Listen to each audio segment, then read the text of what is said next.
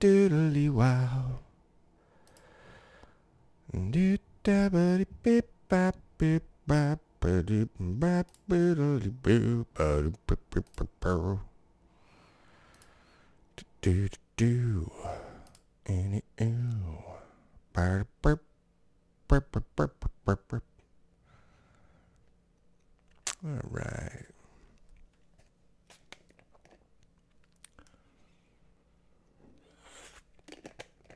Ah.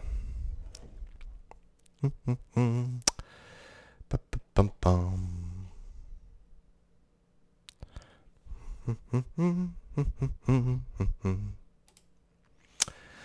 Oh, hey guys. How you doing? I'm just getting set up here. Oh yeah, first live show. This will be good. This will be good. Oh, we're not going to start recording for a couple of minutes. Get settled in. Grab a drink.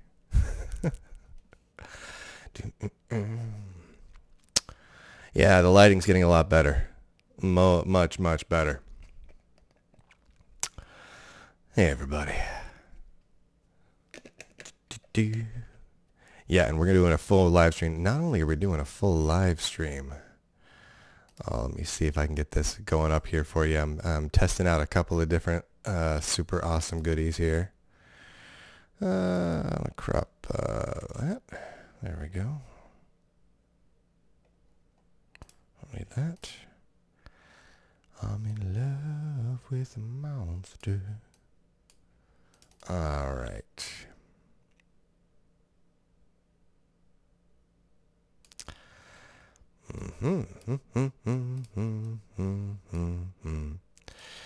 Yeah, we can even do that sort of goodness now. How crazy is life? Life is crazy is the right answer to that. We'll leave that up for a moment, just for the hell of it, right? Ah, yeah.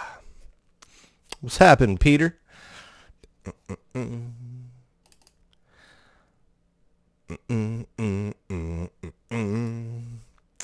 gonna see about something else. Right. Got to bring up all the questions. We had lots and lots of super awesome questions. We're gonna do Linux Thursday on Saturday, and I'm gonna use. We got a ton of really good questions from like 2 weeks ago, so we're gonna do those today. Get all caught up. Hey, K7 Pole, Kate Pole, Catpole, Kaipole. Greetings.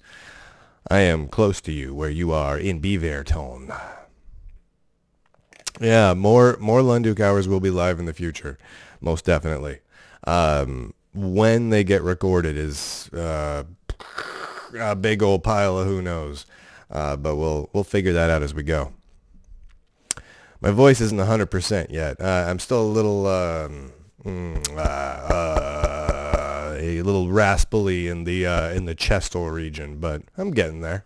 You know, at least I'm on the mend now. You know. Whew. All right. Let me see. I'm gonna toss a chat over. You'll just have to bear with me for a few moments, everybody. Settle in, grab a drink, get a cold one. I'm just getting all set up. This will probably take me a couple of minutes because I'm gonna live stream this. I'm gonna record this all at the same time, all in one rig, and I did a test version of it, and it went fantastically well. But this is the live version of it, so something's bound to go wrong. So I'm gonna give the whole stream just a couple of minutes to like get comfy. You know what I'm saying? I think that'll be a good thing. All right, that's working out. That looks right. That looks right. All right, that works out pretty good.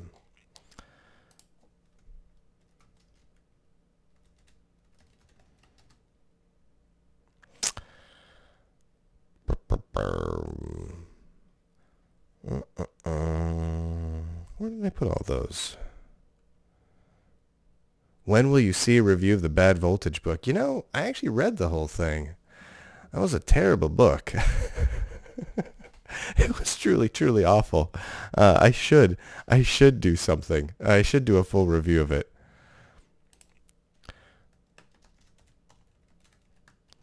Awesome. All right, we're going to be actually joined today by Gardner, the Linux Gamer. He's going to be coming on in a few moments. He's getting set up, getting his gear together, which should be pretty rad. Always like it when Gardner could come on.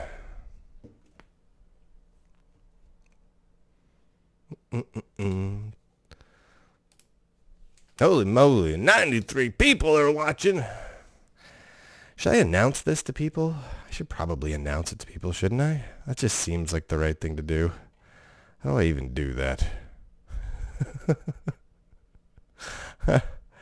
I am literally a complete and utter noob when it comes to YouTube live streaming. I don't really do it much. All right.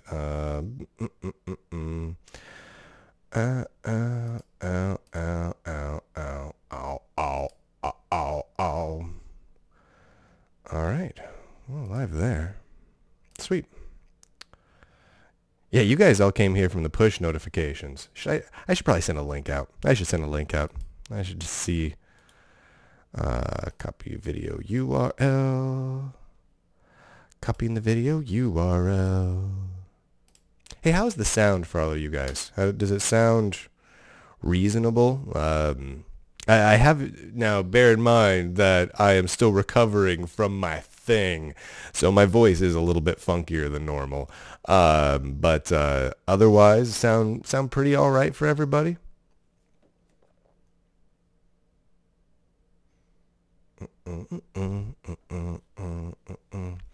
The sound is pretty bad for me. Sound 8 out of 10, a little overdriven.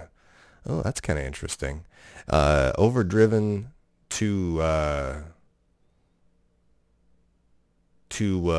low, too loud, anything like that? Let's see. I'm going to do something here. Is this the URL that you guys are using to watch this live stream right now? I want to make sure I've got it right. I don't want to mess around. Like when VLC is at 150%. Oh, so like a little distorted. Distorting slightly due to volume and gain. Well, here, let me we're good there. Let me go over here. Do. The S's are a bit strong. Doodaloo. How's that now? Any better? I want it to sound good for you guys. Sound is poor. Ooh, Miguel says the sound is poor even. Not just not great, but poor. All right, let me post a thing.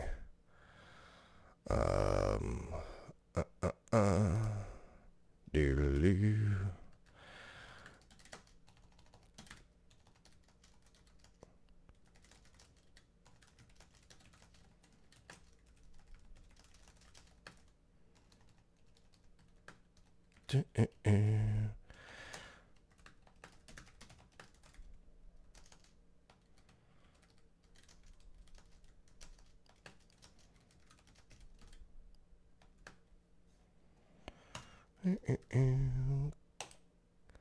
Clickety, clickety, clickety. Time to go over to Mastodon. Get all those questions. Good enough. Sounds like a crispy radio voice. That's what you get when you use Pulse Audio. Chocolate rain. Alright, I'm going to pull down this down to a -5 here. Let's go there. How's that sound, everybody? You guys let me know if that sounds about right. A little more jovial, a little bit more fantastical. This is fun having you guys here. I can have you guys check my audio for me. This is fantastic. Very, very convenient, my friends. Thanks, Nathan. Hold on a second. Like I said, not 100%. All right. Maybe the people saying it's poor are listening on a flip phone. Ooh, ooh. I have Gardner. Oh, holy moly. Hold on a second. Video. Hold on. Hold on. I didn't think about this little part of it here. Gardner, the Linux Gamer's joining me. Hold on. Hold on, buddy. Hold on. I'm going to give him a special little...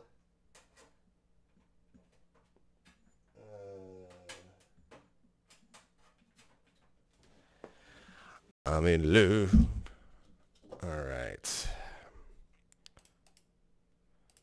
Hi. Hold on.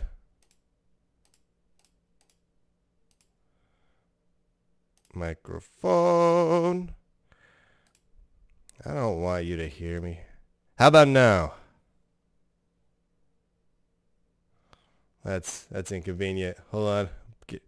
Giving my Gardner this is better. Hey. Now we're living. You can't hear me at all? Gardner, the Linux Gamer, can't hear me at all. I'm going to turn on. It's not your fault, Gardner. No, nothing. How about now? Nothing? How about now? How about now? Nothing? What in tarnations?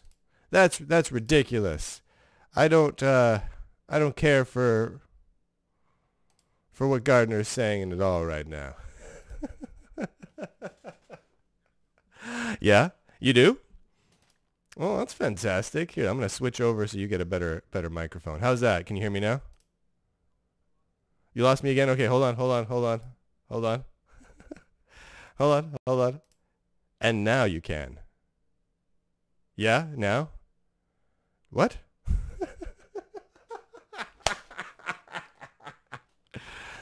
Oh, good times.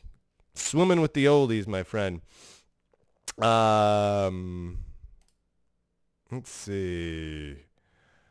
How am I gonna do that?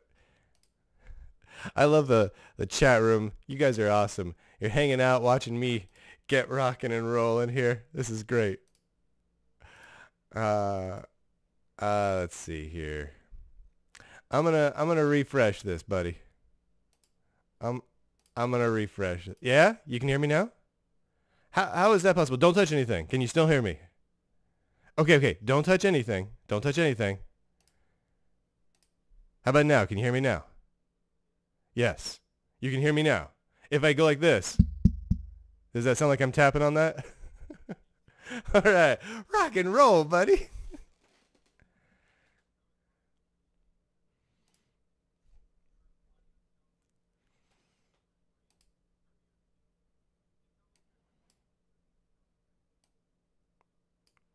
Really?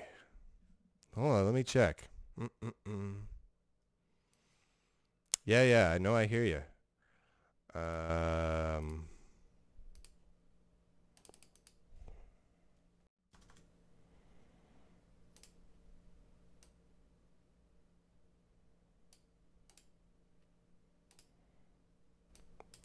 How does it sound right now? That is very weird. Let me see if we can get that figured out real quick. Because I don't like that. All right. That. How about now? How's that sound? Same? Same. That's friggin' weird.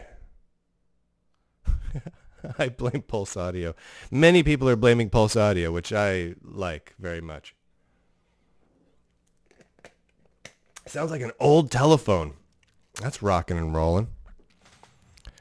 Yeah, I'm gonna do something so I can hear it. I'm gonna record a little bit of it. Hey, how you doing, myself? All right, now I'm gonna listen to that myself. Oh yeah, that sounds weird and bitrate-y, doesn't it? That's friggin' weird. How about now? Is that no? Still the same? Do a couple more tests. Couple more tests. I love how things don't work that great.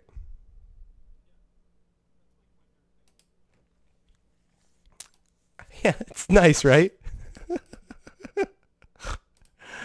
What do we got here?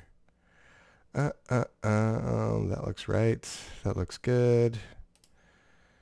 That's correct. That is right.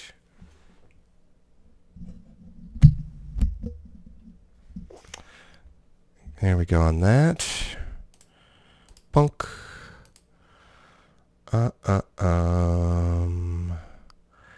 Let me see. If nothing worked perfect all the time, it wouldn't be Linux. Let's see. What could have gone crazy wrong? Who knows? Who knows?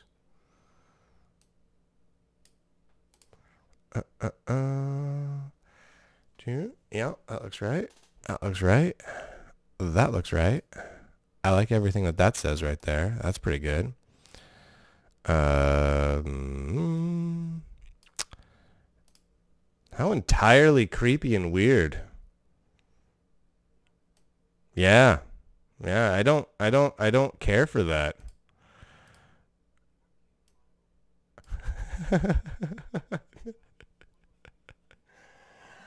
I'm looking around. No, I think the only ones I've got going on, I've got OBS going on, and actually, you know what? I'm gonna go like this. Oh, is this you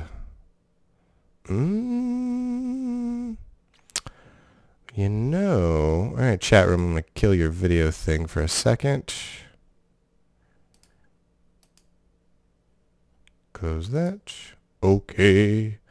I say okay. How are you doing? I think I'm doing okay. Yeah, I want to close those. I want to close all that. I don't want any of those open. Was it cool?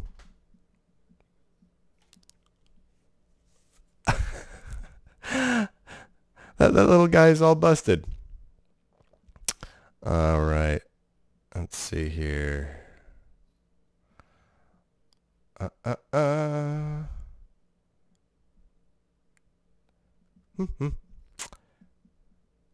Right?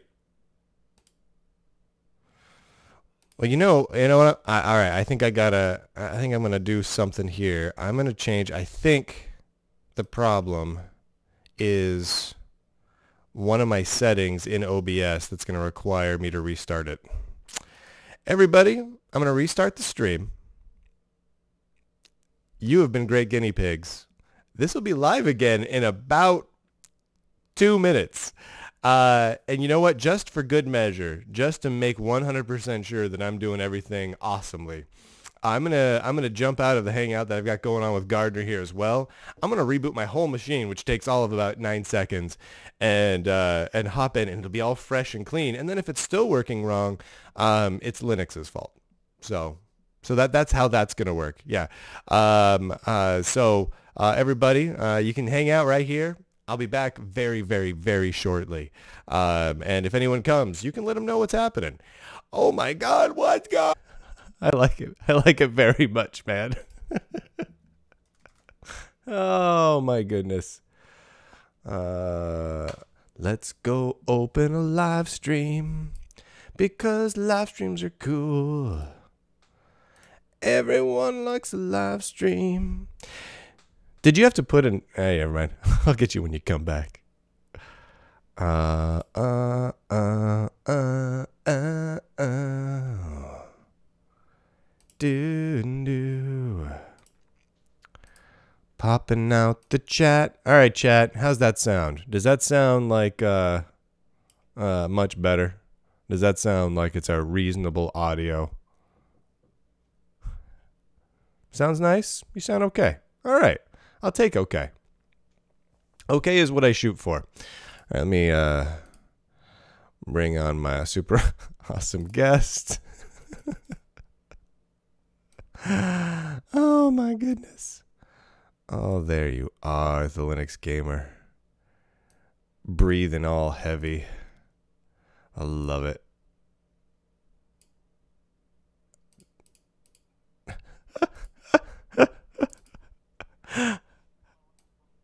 Actually, the stream's up, but no one can see you yet.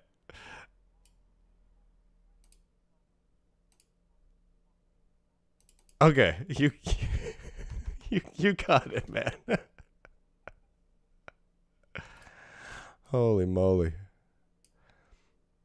All right, you're ready. You're ready. I'm gonna click a button and you're coming on in, buddy. You sure you want to keep the mask on? All right, here I go. You're coming in. All right, everybody. Linux What's Gamers, up? right? I'm here. Oh, so sexy. Oh no, I got you laughing, and now you're gonna go back bedridden. I am. I'm totally going bedridden if you make me laugh even just once, man. Okay, so I'm not gonna do that. No laughing. I think I'll probably survive. At least that's the hope. Great.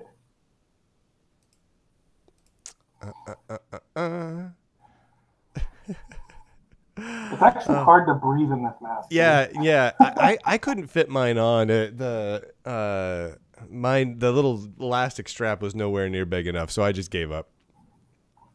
It barely fits my head. Yeah, I'm amazed it fits on your head. You got a big noggin, friend. I do. All right, let me bring it. What are you doing, mouse? There you are. I'm using I'm playing around with this Logitech wireless mouse, and it like occasionally just loses its sync and it gets stuttery just for a moment. It's very, very what I like to call super annoying. Is it like the MX? It's a Logitech trackball M570. Oh, is it connecting over Bluetooth? It's one of those little USB dongle dudes. Oh yeah. Yeah, it makes me want to kind of punch it just a little bit. Right, I understand that. Of course you do. You're a normal human being. Right. Oh, my microphone's like right there. I bought a what do you call it? A Logitech MX. Yeah. It's like I don't know what it is, but it's got a whole bunch of buttons and like a horizontal scrolling wheel. It's really nice. But when it connects over Bluetooth, it's pretty finicky. Could you do me a favor, big guy? Yeah. Could you take the mask off for a moment, and can we do an audio check with you without the mask on, Sure. just to make sure everything sounds okay.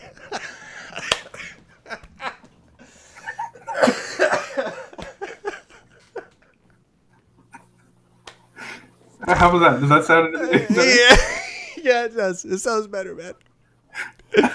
Oh, everybody in the chat room. How is his sound? Do we sound? Is that a good volume and everything like that? It looks right on my mixer levels. But you know, talk a little bit, Gardner. It's all about layers.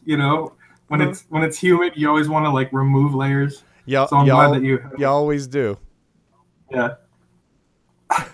But like it's a tradition for me to wear the goggles here on the live stream. So I don't know if I'll wear it the whole time. You're totally right. It's a tradition. Yeah. Oh my god. It's hot in that mask though, for real. Yeah. No. Yes. All right. Let me bring. Goddamn. Let me bring this up here. I gotta get like a link. I have to see that, like the reveal. Oh my God. Do they want my microphone a tad louder? Is that what they're saying? Audio equals good. Audio is good. Maybe a tad louder. He sounds good. Okay.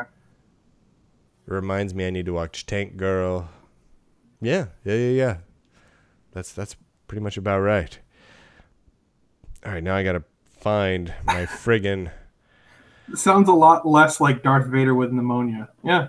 Yeah. Well, a little bit. I swear to God, I was about to have pneumonia. All right.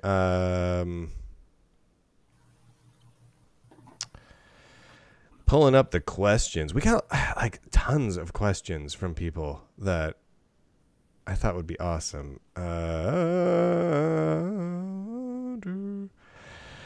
But now I got to go all the way back like 2 weeks to find them all. Here's posts about how my nose is running. There's yeah. Oh, there we are. Oh yeah, baby. That's the good stuff. Holy moly. That's a lot of posts. All right.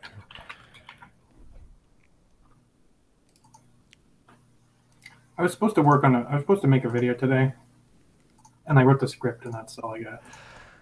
I feel your pain, my friend. And now you're here hanging out with me.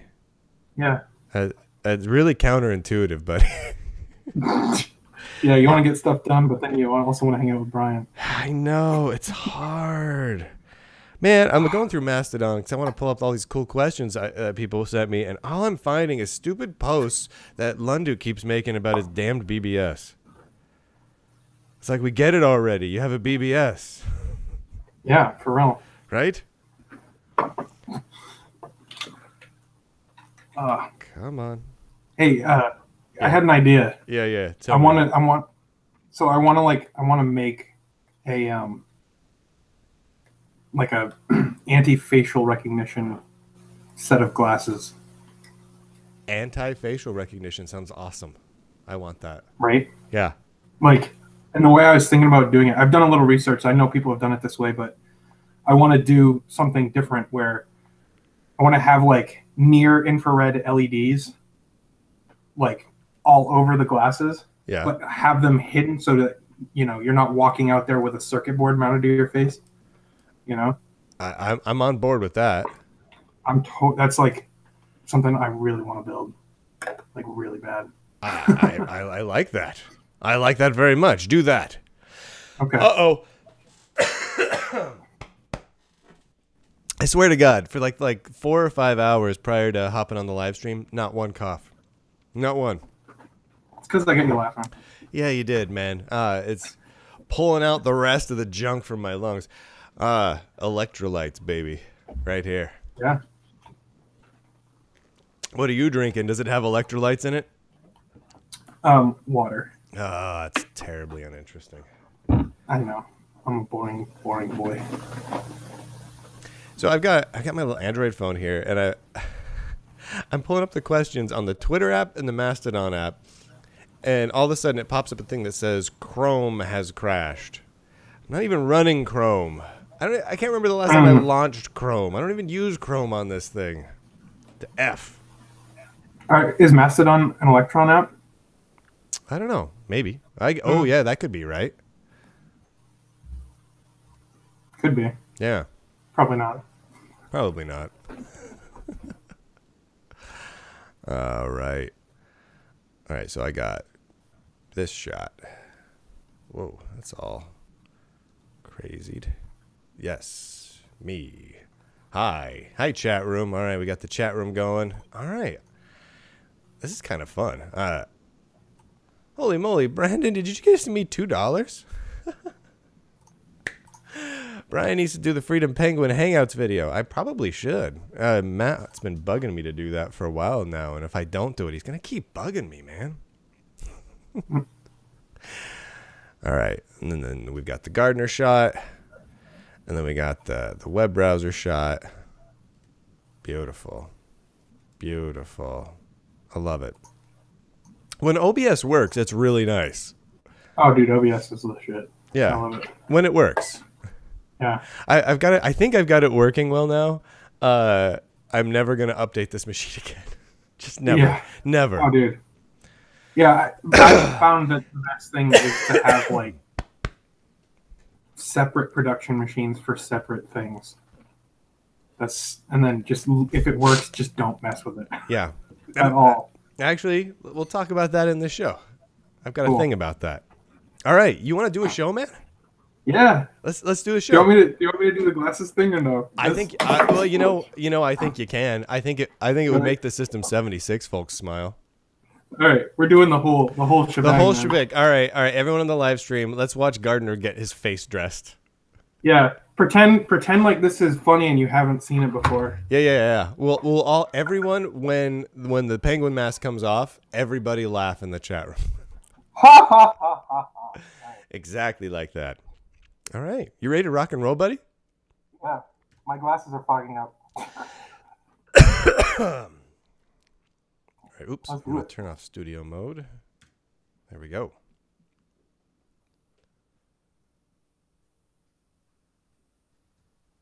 It's Saturday, and that means for the first time ever, it is Linux Thursday on Saturday, because I have been sick for 2 friggin' weeks, just shy of 2 weeks. It's been ridiculous. It's been absolutely ridiculous, and this is the first day when I have been upright, when I have been a human being again, where I haven't been coughing. Actually, I spent like the last 4 hours not coughing and thinking, man, I got this in the bag, and then I start this up. And I'm live streaming this show, which is the first time we're live streaming it, which is cool. And immediately my guest comes on and makes me giggle. And after I start giggling, I start coughing. It's absolutely ridiculous. Speaking of which, my guest today, the one, the only, the Linux Gamer. That's not the Linux Gamer. Where's the Linux Gamer? That's the Linux Gamer. Hi. Say hello, everyone, Gardner. Hello, everyone, Gardner. That mask is adorable. If you guys haven't seen it, the System 76 folks have got this video series they've got going on, and they sent us those masks, and it was awesome. I've got mine. Where's mine at? Mine's here. It's so good. You can see mine in the background there. You can see mine right there. That's mine. Mine does not fit on my face. I can't, so I just have to hold it up to my face. I'm impressed you managed to squeeze that. Take that mask off. We can't hear you with that mask. You sound all Darth Vader-y. Yeah. All right. Here we go. We're live streaming. We're live, boys. You are a ridiculous man, my friend. But adorable. Yeah. Actually, this is a good. The red goggles is a good look for you, man. You should just stick to that. All of your videos, red goggles. You know, I've worn them in a couple live streams, and people seem to really like them. So you should, dude. You totally should.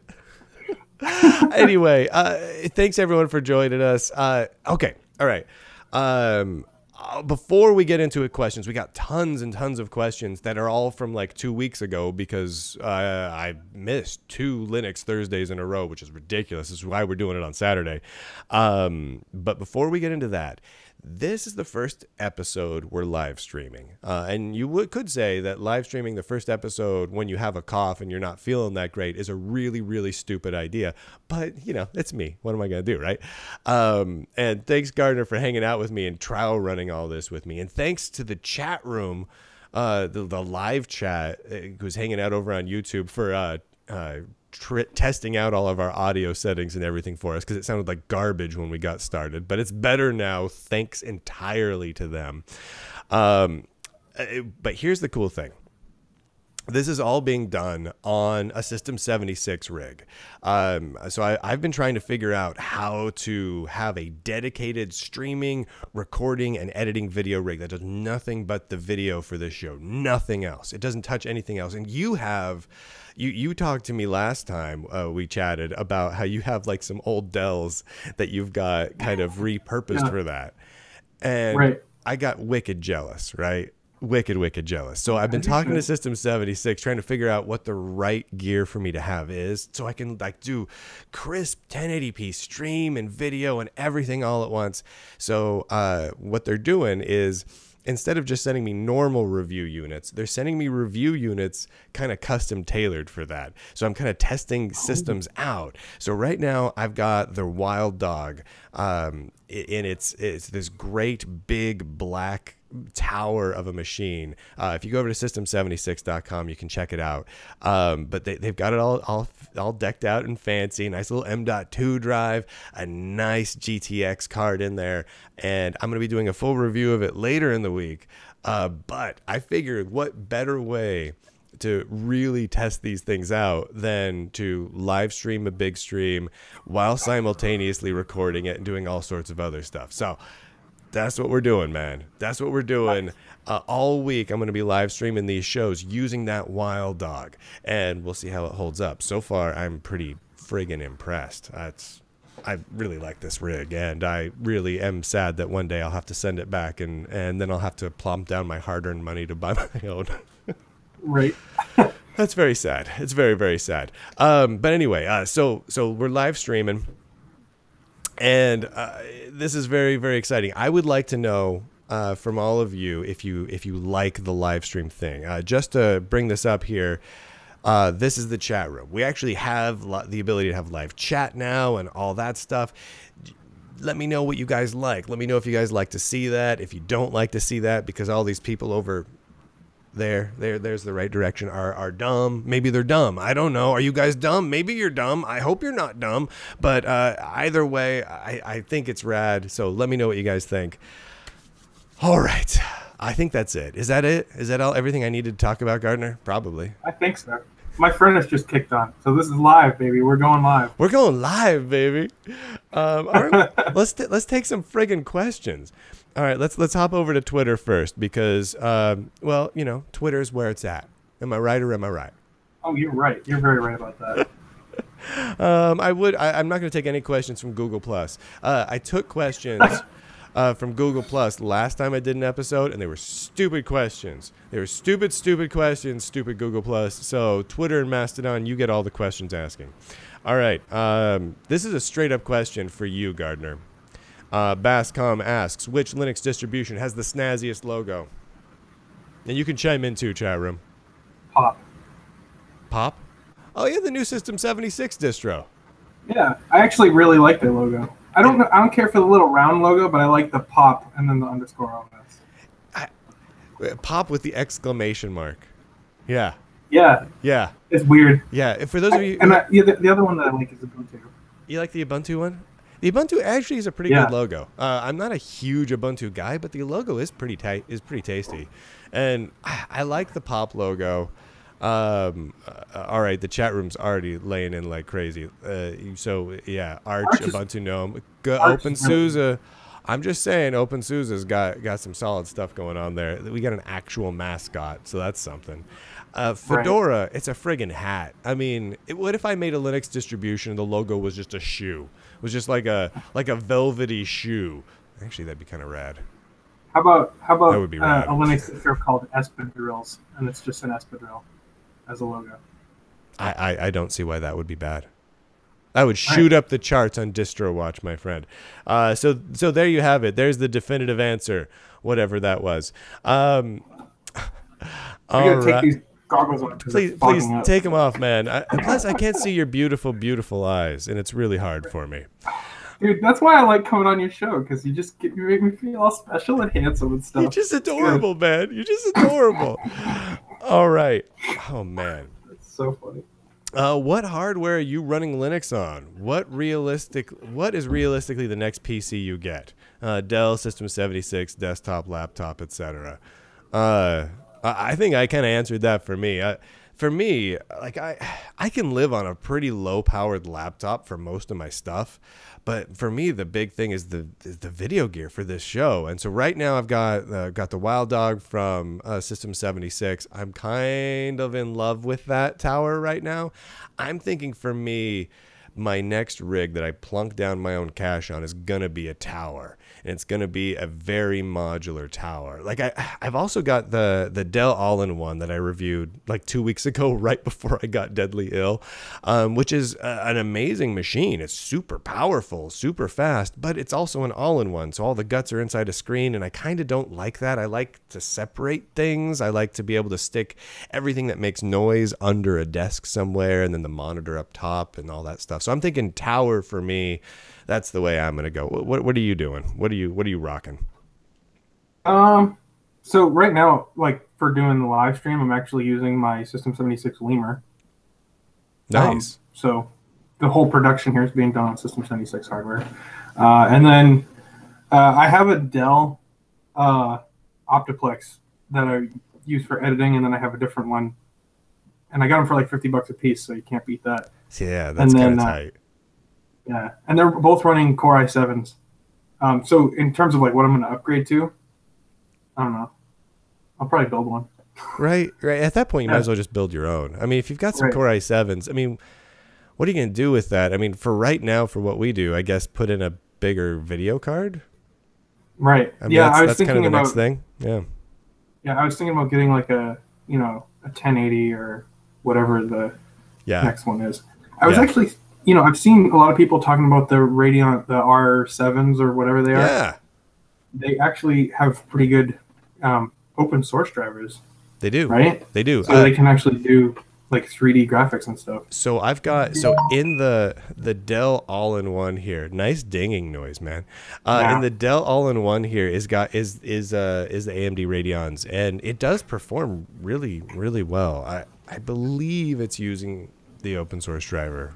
I have to double check on that. Now I'm second guessing myself, because I know Dell has a lot of custom proprietary stuff in there. They have like their own Dell repository they put on there, like they should. But I'm not sure what all gets installed on there. But yeah, the Radeon does perform well. So I mean that's got that going for it. But then again, like if you're really like a hardcore gamer, like you wanna. NVIDIA's tried and true, like the NVIDIA GTX series. Like if you get a 1070 or 1080 with like 8 gigs of RAM in it, you're going to get good performance. It's going to rock out. And it's like this one's running on a 1080, the live stream here, and it's rocking out. And I don't know anyone who's doing the same thing on an AMD Radeon card. And that doesn't mean it doesn't work great. I don't know. Well, like Chronic Blondie in the chat says R7 1700 is an amazing CPU. Do you mean GPU? But I really think that the new Radeon cards that are coming out are actually, are going to reach like parity with, if not exceed, GTX cards. Yeah, maybe. I'm expecting that. That would be cool, wouldn't it? I mean, that would be legitimately cool. The more things that have open source drivers, the happier I get. I mean, that's just. Yeah. I mean, that's. I think that's true for everybody. Everyone wants more open source drivers.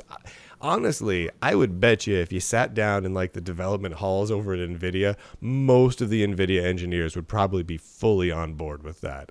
I would be really surprised if there was any nerd walking around the halls of NVIDIA going, "No, don't release the source code." Come on. Right. I mean, nobody wants that. There's probably like three project managers and a marketing guy going, source code is scary, and they're the only roadblocks at this point. I'd bet you it's that or a copyright thing. Lawyers and stuff. Stupid lawyers. I don't like them at all. I don't like them. Yeah. Get rid of them. Taking an extreme stance there. Mike Iron Fist. I got an external drive for backup purposes. What programs do you recommend for backing up my data? Preferably something incremental. What do you back up things with? You back up your stuff, right? You're not a stupid person that doesn't back up. So you back up things religiously, and you have had a well-defined set of scripts that do it. So what do you do? I use the built-in Ubuntu thing. That's not a real thing. No one even knows what that is. If you can't name it, it's not a real thing, man. I'm sorry, dude, man. I back it up. Uh-oh, I just lost your audio. You just lost my audio? Did you? You just lost my audio. We're doing it live, baby. We're doing it live. Well, here, everybody. So for me, for my backups, I do all my backups. Honestly, I do my backups with just Nextcloud. So I have I have a Nextcloud server. Well, that's not true. So I've got a Nextcloud server that's offsite that I keep all my important non-video stuff backed up to. And then I've got a series of scripts that back up everything else to an external drive locally. So that way I've got a local copy. I've got on my computer, I've got a local drive that's just a script that's just backing up my home folder, and then everything else is up on my Nextcloud server. And Gardner, the Linux gamer, is over there wondering why he can't hear me. You got it? You can hear me? I got it. Yeah. I don't even know, dude. I don't know what happened. Oh man, this is both the best and the worst episode of the Lunduke Hour ever. I'm pretty excited about this one. Here's the thing about all the backup options. It doesn't really matter as long as you're doing it. Like, realistically, even if you're using stupid built-in Ubuntu backup, as long as you're doing it, man, just don't not back up. Hey, you know what? Actually, let's put the questions down for a minute. I want to talk about pop. Let's talk about the System 76 pop stuff. Oh, yeah. I'm gonna get someone from System 76 on the show next week to talk in depth about it, because I have a lot of questions, like where they're going and what they're envisioning with. You're running it right now, right? Not on this laptop, but on a machine. Like you put it on a machine. All right. How is it? Because I haven't installed it yet. I mean, I've got the ISO here, but I haven't put it on this machine yet. How is it? All right. So I'll give you the lowdown. Give me the lowdown. The only difference between it and regular Ubuntu, is that it's got the pop GNOME theme. Well, that's nice. I mean, it's a nice theme. Right. Oh, it's a gorgeous theme. It's like one of the most complete themes that I've ever seen. I agree. It's nice. It's really nice. And I'm actually running the theme on the laptop that I'm using right now. So it's essentially pop. It's essentially pop. Yeah. It just says Ubuntu when it starts. Yeah. What do you think? What do you think of them doing it overall? I mean, I mean, they're going to get a lot of flack for it, and they're going to get a lot of praise for it. I think it's an amazing thing, but what do you think? So my thoughts on it are that there was a lot of people in the comment section of the video I did saying, "Oh my God, another distro," you know. That's too cynical for me. I do not like cynicism, and people, you know, like the more the merrier. You don't like cynicism, and yet you're hanging out on the Lunduke Hour, dude. It's pretty much all I do. That's how I earn my living, is being cynical, and yet I really like this.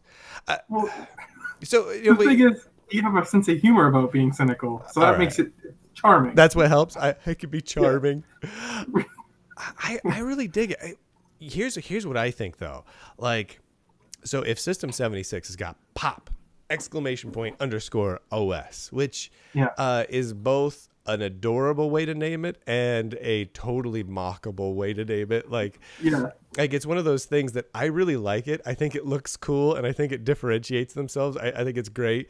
However, the next time I see any of them in person, I'm totally going to make fun of them for the exclamation point and the underscore. They're never going to hear the end of it, but I actually think it's a good idea. I just don't want anyone to tell them that, so that way I can make fun of Ryan and Emma and all the other System 76 people when I see them, because it's goofy. I like it, but it's goofy. The underscore fits their branding, but it also annoys me. Like, that's what it is, right? Like, if it was pop !_OS, I'd be totally cool with it. But that exclamation point and then an underline, underscore, I can't. I don't know. I don't even know. Do you know what it is for me? What? The people that did it, knowing the people that do all the design work at System 76, I'm like, you know what? Yeah, that's cool. If Canonical had came out with Ubuntu !_OS, I would never stop making fun of them for it. Oh, no. It's weird. It's a total double standard that I would hold like other companies to, but like there's only a few companies that I would allow to do that and not just roast them. And System 76 is one of them. Honestly, if like the Arch people came out and did it, I would think it was adorable. Like there's a couple of distros where I'm like, I'm cool with that. But I wouldn't let Ubuntu do it. I would just put my foot down and they'd eventually have to revert. That's just how that would work. Anyway, Yeah. So go, there's like I have a couple more thoughts about that. give me thoughts. About Give me thoughts. the way it's named, the stylization, if you will. The exclamation point with the line and then the underscore, like it makes two uh, exclamation points, but one's like on its side, which is interesting. Oh, I I, didn't even and notice then that. that's kind of my job at work. I do the marketing and the branding at my job. But so like I'm thinking about all this. It's Technically, really that's cool. my job too, but I'm bad at it. So there's that. What's the other thing? There was one other thing that I was what you were saying about how the it's the team behind it, right? Yeah. The fact that like so many people in the comments on that video I did were like another distro, and I'm thinking to myself like, yeah, but you guys, I really believe in and trust the team Yes. at System 76. Right. Like they're going besides just another skin, you know, but they're going to do something and it's going to set the distro apart from they wouldn't I can't see Carl and their team coming to the conclusion they needed to make their own distro if they didn't have something up their sleeve and some Yes. way to Yes. differentiate the distro. That's Yes. really what it is. That I totally agree, and I think it's awesome, and plus I kind of like the idea of these OEMs having their own distro that's based on like 99% a different distro, but with like their own take on it, you know, their own Yeah. themes, their own wallpaper, maybe their own custom loaded apps, maybe their own drivers, and maybe a couple of things added in there here and there. But I kind of like that. Like, I kind of think Dell should do something similar. I mean, realistically, I don't have as close of an affiliation with Dell as I do with System 76. I don't know them as well. I know like a couple people over there, but maybe they do great at it. Maybe they wouldn't, but I feel like it'd be a great thing to do because they can custom tailor the experience. You know, it's like all that stuff that Steve Jobs used to rant and rave about we control the hardware and the software, therefore we make a better experience than anybody else, which was the world's worst Steve Jobs impression. I think it was more of Wilford Brimley, but I think it was Wilford Brimley having a stroke. But you guys, you know what I'm talking about, right? But if System 76 does that, they can control the whole experience end to end. They can make sure it's just how they want it to be. And I kind of feel like other OEMs should do that too. Like because all the same software is going to work. If they all base it on the same Debian or whatever underpinnings, and all the same tutorials are going to work for everybody. It's just that the user experience out of the box, if they stick to it, is custom tailored. It beats that whole argument for getting an Apple of you have to have, you know, OS and software and hardware all tightly intertwined from the same company to make it high quality. It's like, well, you know, you can still be all community centric and all open source and free software, but pull off the same thing. And I think that's really cool. Yeah. No, Well put, my friend. Well put. Anyway, I really dig that. But before we go any further, I would just like to say hi to my good folks, my good friends over at Pogolytics. We've talked about System 76 an awful lot. Pogolytics, they also make totally awesome hardware.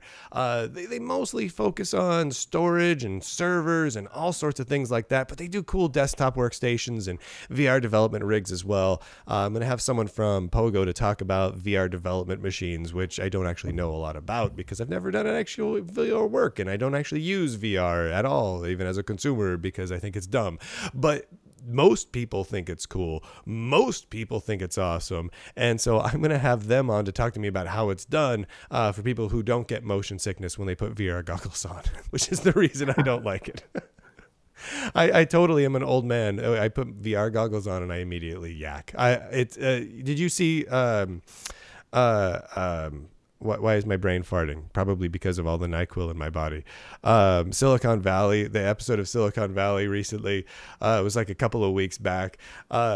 Richard from Silicon Valley went and put VR goggles on and immediately threw up. He just like put it on and immediately had to run to the toilet and yak. I'm not quite that bad, but it's like really, really close. So if anyone wonders why I mostly play 8-bit and older games, That's one of the reasons I get Yeah. motion sick. Have you used the HTC Vive? No, no, I haven't. Okay. I just used it was an early dev version of the Oculus is what I used. Oh, And it made me just, yeah. I didn't throw up, but it like literally my face started turning green. It was not a delightful Yeah. thing.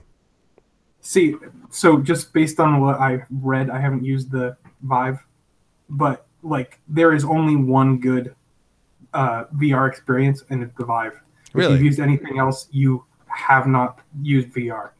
Everything else is junk. I don't know, man. I don't know. You know, it's Yeah. funny. When I was a kid, I showed my stepdad. I was playing a LAN party game of Doom.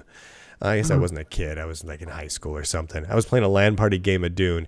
He took one look at it and he started turning nauseous. He was literally looking at Doom and getting motion Yeah. sickness. And I made so much fun of him. I'm like, man, that's ridiculous. You are such a pansy. And here I am, of a similar age to him, and oh man, Doom doesn't do it to me, but virtual reality just, whoa. If I, Yeah. you know, when you go to the arcade and they've got like the race car simulators that have like 4 screens and they kind of Yeah. wrap around, no, not gonna do that. Just not gonna. Sorry, I can't. Less realistic it looks, the more I can handle it. I can handle like old school like polygons in the late 80s 3D. That's it. That's my line. I have to draw it right there. All right. Let's get back to these questions because we got some pretty good ones here. All right. The year is 2032. Lunduke's Jam is a MacBook running Mac OS codename Sacramento. Start with, I think it's funny that they would run out of cool code names at Apple and codename one of them Sacramento, which is the city I was born in. And it is not at all cool. What events have led to this horrible, nightmarish reality? You know what? I can pass this over to you as well, my friend. Let's say the same thing for you. It's so what was it, 2023? So 5 years from now. 5 years from now, you're rocking a MacBook and you're proud of it, and it's running Mac OS. What has to happen to make that happen? What has to transpire to make that a reality?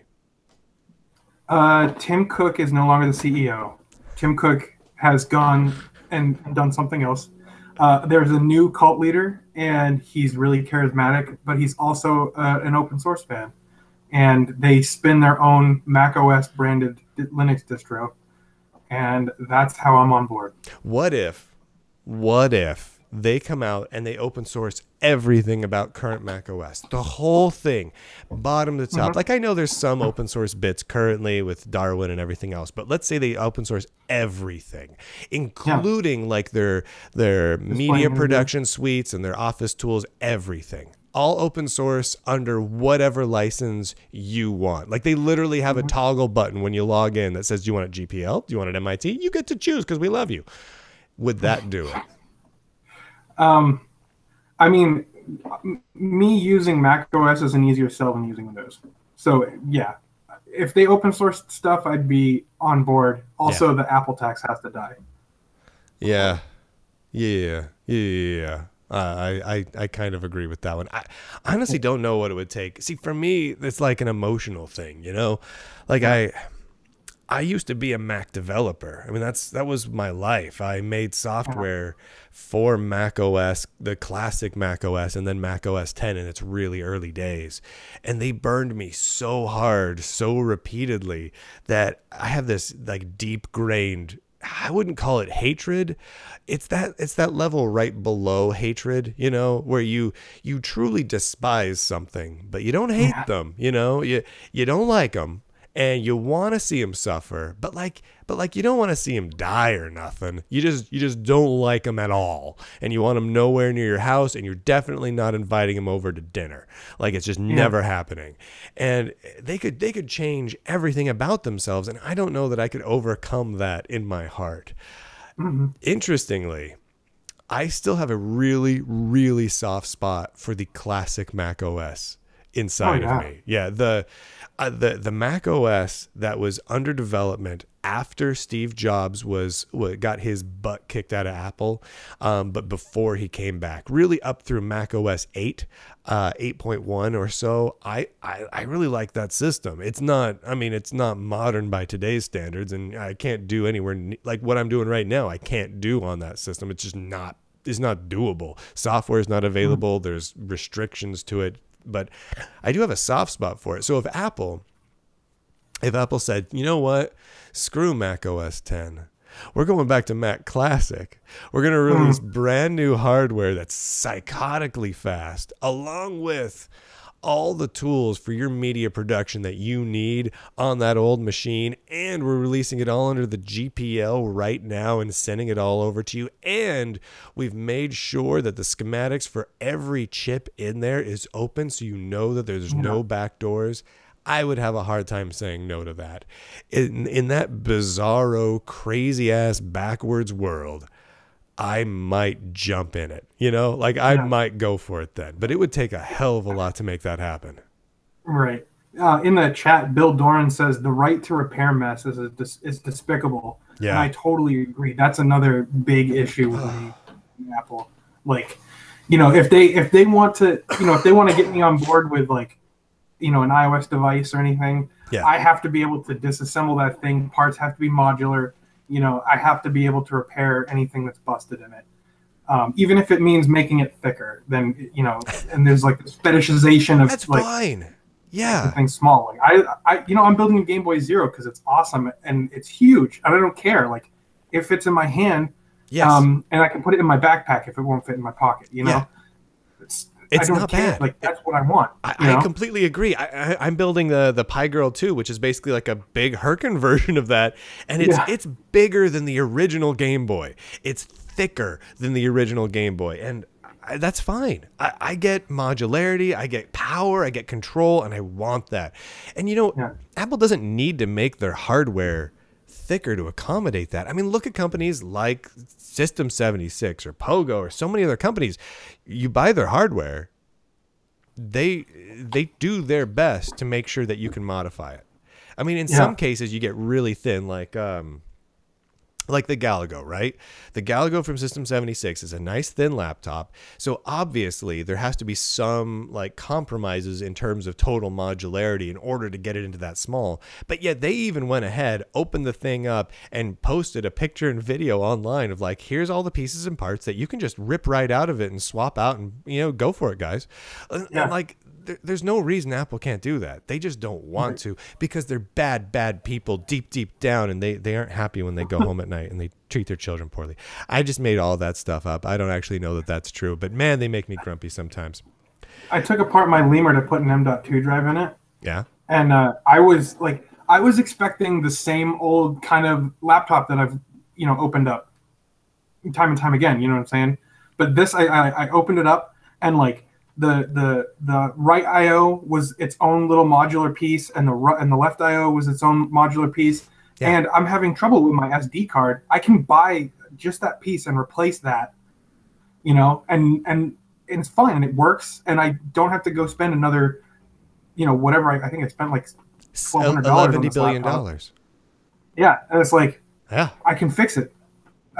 You don't have to like send it back or take it to the Genius Bar or whatever. Friggin' Genius Bar.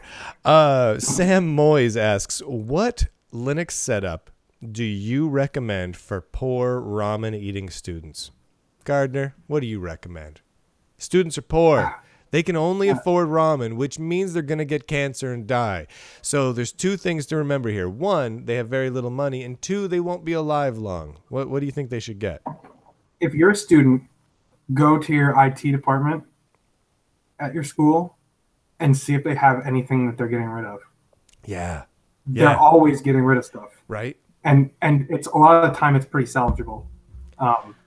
Even if you have to like buy a stick of RAM and drop it in there to, make it run faster, that's a great thing. You can also like look at, upcycling, Craigslist, stuff like that. Yeah, you can do pretty good. Honestly, even just like factory refurbished Lenovo ThinkPads, you can get for less than $300. You can go like the $200 price range. You can get like a decent ThinkPad. I think you can get an i5 one for about two something now. I mean, they're not going to be crazy speed demon machines, but so what? They're fine. And if you need to go further than that, if you need to go way down, I like Gardner's recommendation. Yeah, go to your school, go to local organizations, or go to like PC recycle type places. Most big cities have some sort of a PC recycle, upcycle sort of place, and you could get something old. Honestly, if you just need like a word processing web browsing machine that runs Firefox and LibreOffice well, you don't need to worry about getting even an i3. You don't need to worry about even getting a Core 2 Duo. You could get an old PowerPC machine. You could get all sorts of stuff that run Linux great. You know what runs Linux surprisingly well is like old G4 Macintoshes, and you can pick those up for like $10 or $20. You can get those. You remember those desk lamp looking iMac G4s that had like the swavel? You can get those for like $20 now. Throw a version of Linux on there. There's only a couple of PowerPC Linuxes left, but you can get modern Firefox on there, LibreOffice, everything, and it's great, and it's cool, and it's retro tech, so that gives you nerd cred on top of all that. I can't remember what it was, but I think it was one of those old ones with like the flat panel screen and the little arm that came down with the dome, that sat on your desk. That was the iMac G4, Yeah, it had 512 megabytes of RAM. It ran at 800 megahertz or some crap. Yeah. And like that thing still kicked ass for years and years after I put Linux on it. Yeah. And the only reason I got rid of it is because it died. Like you can totally salvage that kind of stuff. I saw it's totally usable. Over on there's a subreddit called Retro Battle Stations, and I love that place. But anyway, I think that's where I saw it. Some guy found a stack of Mac G4 cubes. That's those failed G4 cubes, little guys. And he got like 4 of them for like $20 or something like that.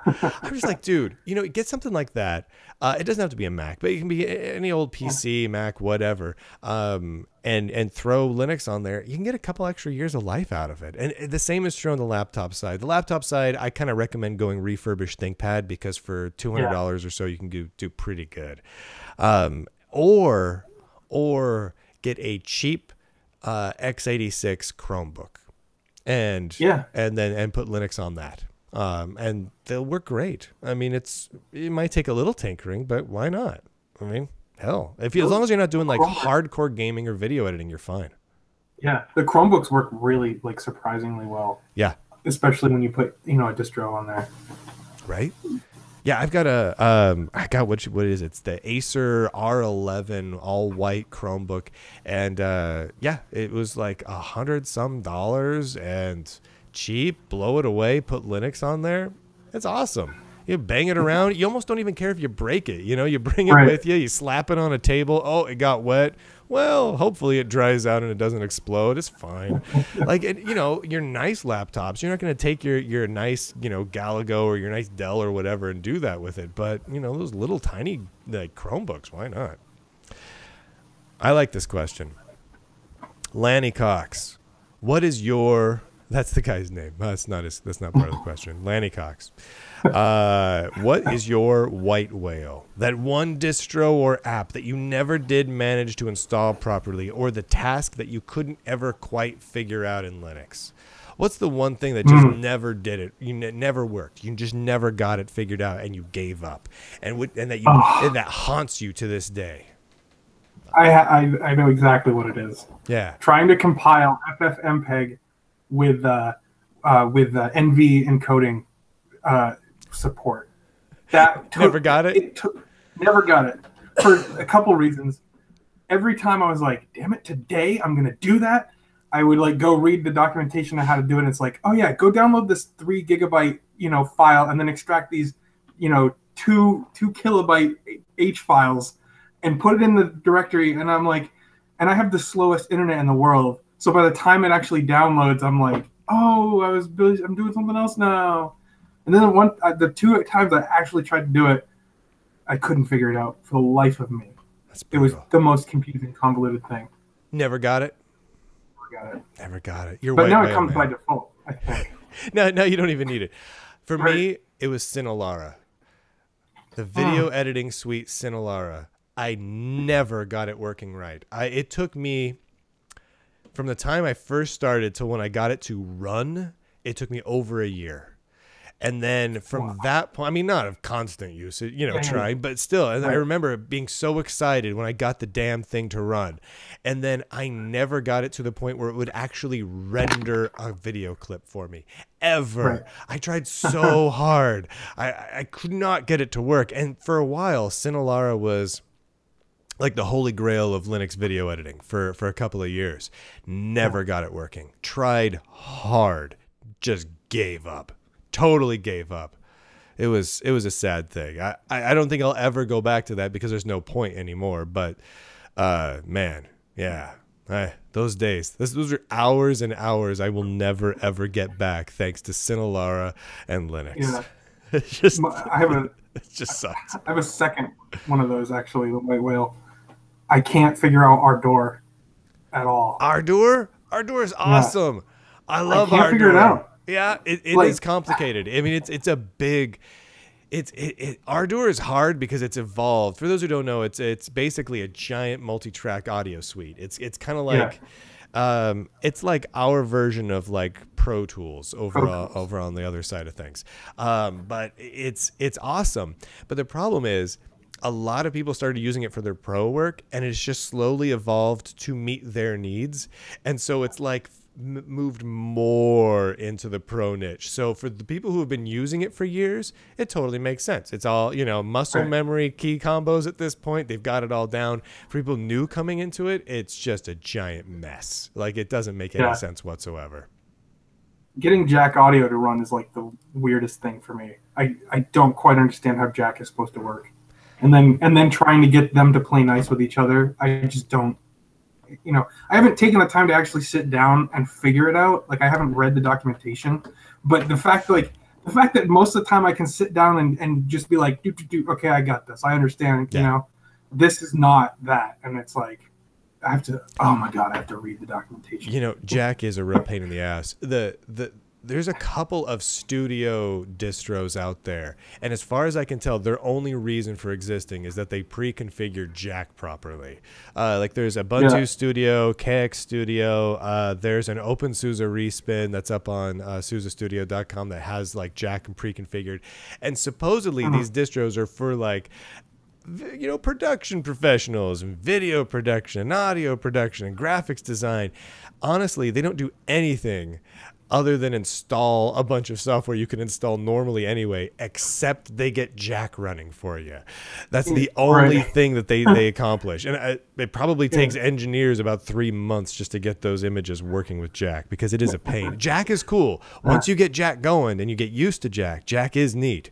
But I'm not using it on this machine right here because it's too much of a pain in the butt. I just gave up. So this coming, is it Tuesday? 4th of July is almost here. I'm going to be closing my Facebook account, which I was going to be doing a big video on that, but then I got sick. So I guess I can do it tomorrow. I'm running out of time on that one. But John Yun asks, do you also plan on closing your LinkedIn account? Thoughts on LinkedIn for privacy compared to Facebook for privacy, usefulness, and all that sort of thing? He makes a good point. I mean, Facebook is not the only problematic and invasive thing out there. I'm kind of picking and choosing here by saying I'm going to close Facebook, but I'm keeping my Google account around so that I can do all my YouTube stuff. And I'm keeping LinkedIn around for some reason. I don't even know why exactly. And I've got Twitter and everything else. So why am I keeping them but not Facebook? For me, Facebook tracks you wherever you go. Like, you go all over the internet, Facebook continually tracks you. And that's a problem. I don't mind having bad privacy settings when you're on their site. Like, if I go to Twitter, I know If I post something to Twitter, it's just public. Like I better as hell not have a conversation on Twitter that I don't want getting public because it's on Twitter, you know? Yeah, it just might. But with Facebook, I feel like there's this expectation of privacy that you really don't necessarily have. And they also track you when you go to other non-Facebook websites. And that's kind of creepy. And I just feel like they're the creepiest of it. So I'm just kind of taking it one at a time. So I'm starting with Facebook. Maybe I'll close my LinkedIn too. I don't know. It's hard. It's also the people that are on Facebook. It really is. It's like the people on Facebook, it's basically every shitty uncle you've ever had. Yeah. And they're the kind of person who I feel like you got a specific example. I have multiple specific examples and screenshots to prove it. But they're all the thing is too is they're all like the kind of people who put politically charged bumper stickers on the back of the card, like 100 of them in like above the rear window where it doesn't belong. You know what I'm talking about? I totally know what you're talking about. Yeah. And that's what Facebook has devolved into. It really, despite the fact that they track you everywhere, that's my biggest problem. Well, and there are those studies out there. There actually was a study done where they correlated the number of times you click the like button and your happiness. Like there's an actual, like they studied people over like a year period of time and they asked them how happy they were and they tracked what they did on Facebook. And the more people click the like button for more things, gives them steady decreases in overall happiness and contentedness with their life, which is just like, holy crap. Like I need to stop clicking like. I have turned into a total raving jerk on Facebook lately. Like so knowing that the end is coming, right? On July 4th, I'm going to go full napalm and try and just get rid of Facebook, and I'm going to make them delete my data and everything. So I'm like, you know what? There's so many people that are friends with me on Facebook that are, what is the right word? Dumb. They're very dumb people. They just post dumb things all the time. Sometimes they agree with me politically. Sometimes they disagree with me politically. But the common thread is that they just keep posting stupid things. They keep getting things wrong. And so I'm just like, you know what? And I know some people might not like this word, but I'm just going to trigger all of them. I'm just going to go on and I'm going to post videos, articles, not only on topics that are going to just get them all pissed off and work into a frenzy, but from sources they don't like. So like, I know I've got a bunch of hardcore liberal friends. So I'm like, okay, you know what? Normally I don't even follow political stuff on Facebook, but I went and I found the most like hardcore hated like right-wing people like Rush Limbaugh and Milo Yiannopoulos and InfoWars and everything else. And I'm like, you know what? I'm going to find the things they post that'll really piss these people off the most and just share them to my wall. And then I did the exact same thing for everyone on the flip side. The people who I felt like were dumb on the conservative side. I did the exact same thing, and it has just created a firestorm, and it is awesome. It has been the most delightful period of time I have ever had on Facebook. And knowing that I am intentionally pissing off half of these people who are my friends on Facebook, people who I haven't seen in 20 years. They're not part of my life. Like, it's like one random lady I went to high school with. I managed to just get her pissed off and worked up to the point where she just posted this wall that I'm not even going to read this wall of text. It was like 80 posts long of just pure hate. And I'm like, you know what? I just won. Whatever it was I was trying to do, I just won. And then on July 4th, I'll just delete my entire account. So I'll whip everyone into a frenzy and disappear. And I'm really looking forward to that. Like, it's weird, but I find that oddly, like, compelling's the wrong word, satisfying, gratifying. It gives me something. Like, it's like me condensing all the crap that they put me through over the years into like 1 week of Facebook hell for them. And I just am excited about that. I'm a horrible troll right now just on Facebook. Dude. I feel terrible about it, but I had to do it. I couldn't stop myself. Facebook has a feature where it's like, on this day, you can like click it and it shows you like everything that you did on this day, a year ago, 2 years ago, 5 years ago, whatever. I've been on Facebook since like 2007, maybe like 10 years. So on any given day of the year, I can click that little on this day button and go back in time and see how much of a dickhead I was. Like, Dude, I'm still getting over being sick, man. You don't gotta not make me laugh so much. It hurts the chest. It hurts the chest, buddy. Listen, I'm gonna need you to not make me laugh right now. Yeah, pull out the Rick and Morty. That always helps. Oh man, yeah, dude. It is amazing. I was looking back over it. Man, it's amazing how much better of a person you become in just like 10 years. Like 10 years ago, I mean, like I wasn't like an awful human being or anything like that. But man, was I stupid? Like, did I say some truly stupid things? And I just was ridiculous. Oh man, I got to get rid of Facebook, if for nothing else. And it reminds me of the person that I don't want to be anymore. Right, for real. All right. Well, Aaron Dickey asked, what was the moment that Linux just clicked for you guys? The moment when all the complexities just made sense. Mine was about 6 months back. What was it for you? I mean, what was the point for you when you're like, oh yeah, Linux, I'm a Linux guy, I'm comfortable here now? That's a good question. It is, right? Because it's hard. There's no singular point where I was like, oh, I get it now. Because I'm still always learning. And that's kind of the thing that I like about using Linux, is that you're always challenged and you always have to be learning. Yeah. But the thing that I find when I meet someone with an open mind who wants to try Linux, this is the thing that stands out to me. I'll put like Ubuntu on their computer, and it's like they're like, oh my god, the mouse, like the cursor feels different. And compared to Windows, their cursor feels different. Because Windows uses like a predictive like thing where it's not actually controlling one-to-one. Really? They call it smoothing or something. But but like a lot of the people that I've done that recently with, they're like, oh my god, I feel free. I feel like I'm actually in control of my computer. And so there's like little moments like that where, like, you know, the little tiny annoyances that I've had with computing over the years have steadily like faded away. And then I'll go back to using Windows like at work or something.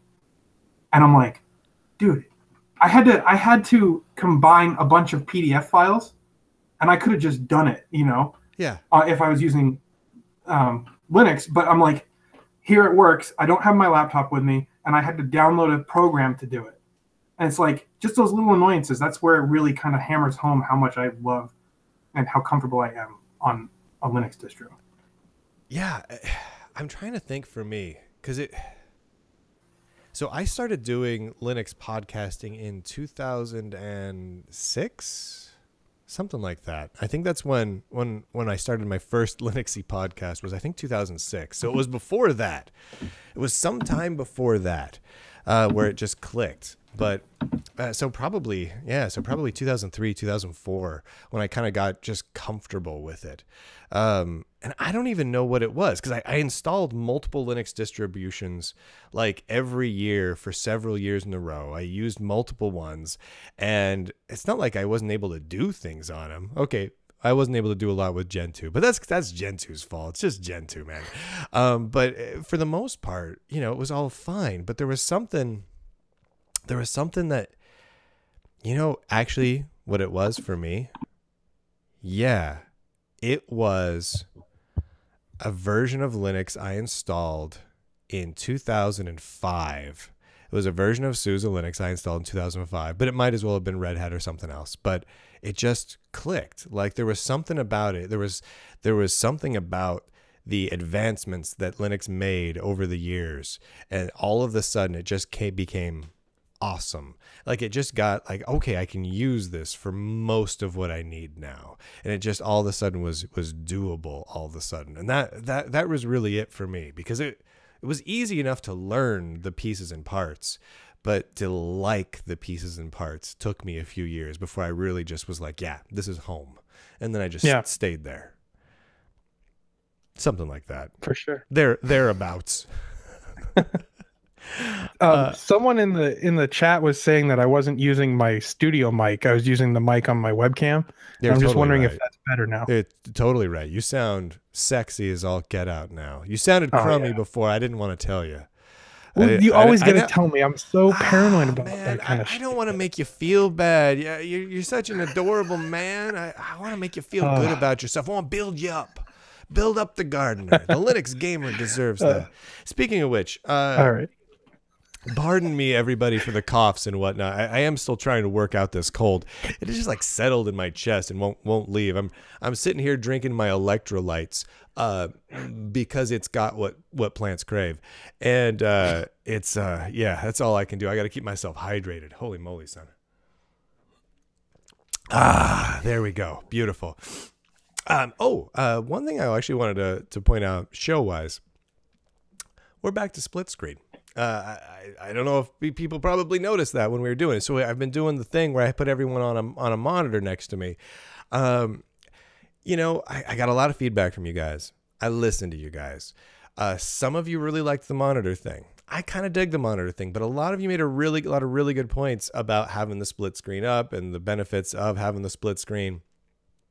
And it definitely makes the lighting a whole hell of a lot easier because I don't have a big glowing thing next to my head. So I don't have to white balance everything out, constantly changing it. So you know what? I'm going to try this. We're combining together the best of the old studio where I was basically in a darkened sound booth and the new studio where I'm here in the lab. So I'm right here in front of my desk. I've got all my pieces and parts here. I've re-jury rigged everything. So I can do the split screen here, and my microphone is all portable, as is multiple cameras. I've got 2 different cameras I can move around. So I can go over to the desk and work on things. Excuse me. And put do like when I'm working on soldering my equipment or doing, you know, product reviews or box shots, I can move back over there and kind of really get into it a little bit more. So I'm kind of hoping this is like the best of both worlds. I'm hoping. I'm hoping. We'll find out as we go, I suppose. I do like the split screen better than the monitor screen. The monitor. See, the only thing is, I really liked on the monitor that I could reach out and touch the monitor. I don't know what that is. I know it's probably I'm the only person that made happy, but like I liked it when you and I were talking and I could just reach my hand over and pick your nose. But now I try and do that and my hand has disappeared behind your chair. It's not the same, man. I miss that. It's okay. It's not bad. It's just it's missing a little something. You know what I mean? Yeah. But here, see, I can bring my cursor over. See, right now I'm picking your nose with the mouse cursor. And that feels not good. bad. Yeah. But at the same time, this setup is, I prefer having my nose picked by your cursor than your finger. I do. I just have to be honest. Yeah. What? But see, you actually pick a nose with a finger. That's something you actually do. It's but like, how often do you get your nose picked by a cursor? Come on. That's true. That is a special event. Right. It's got this little electric buzz, It's nice. Oh man. Hey, chat room. Chat room seems so Bill Druin likes the monitor. Hey, Level 1 Tex has joined us and wants people to talk about IOMMU. Not gonna do it, Wendell from Level 1 Tex. I don't care about IOMMU. You go over there and you talk about IOMMU. That's just all they're gonna do that. All right, where's my guest browser there? I'm bringing you back, man. Anyway, I really do like this setup. I think this is going to be pretty cool. It's all right now going through that System 76 box. Should be pretty cool. We'll do it all week and we'll see how it performs. Now, right now for this stream, I'm doing it at 720p because I didn't want to jump in full force, because on my old machine, whenever I tried to do a recording at 1080p through OBS, it just blew chunks and died. But it seems to be handling streaming and recording at 720p well. So you know what? Next time we'll do a round at 1080p and we'll just see how the hell it goes, because honestly, I'm watching HTOP right now and that sucker is not pegged, not at all. I'm sitting at about 30% usage. I'm happy. I'm a happy little boy right now. So I'm gonna go with a non-standard resolution somewhere in the middle. Why would I do that? Oh my God. Oh, actually, I would like your opinion on one last thing before we head off into the sunset today. All right. For those of you who don't like anything that even remotely touches politics, close the thing now. I'm not going to get political at all, but I think this is interesting. Did you see the Gnome team's announcement of where they got a little political this week? No. Okay. All right. This is just kind of an interesting thing for me, and I kind of want your opinion on it. Not the politics of it, but the way they've done this. So the Gnome team made an announcement that they are announcing solidarity with people who they feel have been impacted. And I'm trying to watch my words very carefully. They have been impacted by the United States travel restrictions. So the new travel ban that impacts whatever it is, 5, 6, whatever countries, right? Yeah. So I don't want to get into the politics of it. But this is, as far as I can tell, this is the first time the Gnome Foundation or Gnome Project came out with a political statement like that. And I thought this was interesting. So I asked them on Twitter, I'm like, is this the first, time you've made a statement like this? And also, just as a follow-up, are you making a statement about travel bans elsewhere or just this one? Like I'm just curious how they're approaching it, because I thought it was interesting when a project that many people view as not necessarily political gets political. I'm like, I don't like to go into this normally, but because they're Gnome, yeah, I feel like, it's in our wheelhouse. Look, I think you mean GNOME, first of all. Come on. I know, man. It's hard. That's more politically charged than anything you could be talking about. GNOME or GNOME. That's more politically charged. Anyway, that is more political. As far as I'm concerned, that's more politically charged. So now, just to be clear, my personal thing, I really don't have a dog in that race, right? Like I really don't. I was just curious what they did, and man, people got pissed at me. I got some of the most angry emails about it, and I was confused, and people jumped on Twitter and got pissed, and I was like, whoa. Literally, I was just curious if you guys just are talking about this or other things as well. Like I want like a follow-up, like a follow-up journalistic question, like is this a one-off thing for you guys? Are you guys going to do more political stuff in the future? Because I'm kind of curious. This is interesting. I never got any sort of response from any official Gnome people. Some people who are part of the Gnome community but not involved in that came up with some ideas for me about what the Gnome official stance might be, but no one seemed to know. So I don't even know who put the thing together. But what I'm curious about from your standpoint is, should organizations like GNOME or Genome, let's call them Genome now. Someone said Genome. Should they be making statements like this? Like, not should they from our point of view, but if you were them, would you? Okay. I refrain from expressing any political point of view on my YouTube channel. But on my Twitter account, I kind of use that as a hybrid account. You know what I'm saying? So sometimes I will get political. Not really, but sometimes you do a little bit. I've seen you go a little political. I try not to myself, just because it just always ends up in a firestorm, because nobody on planet Earth agrees with any of my politics. There's not one person. Right. So I just avoid everything. I guess my position, and I'm trying to choose my words carefully, because I'll just say this. I don't think political action committees should exist, precisely because it's polarizing, right? Huh. And I don't think that, I think that it's a similar kind of thing where these organizations shouldn't, GNOME or whoever, they really shouldn't be involved in that.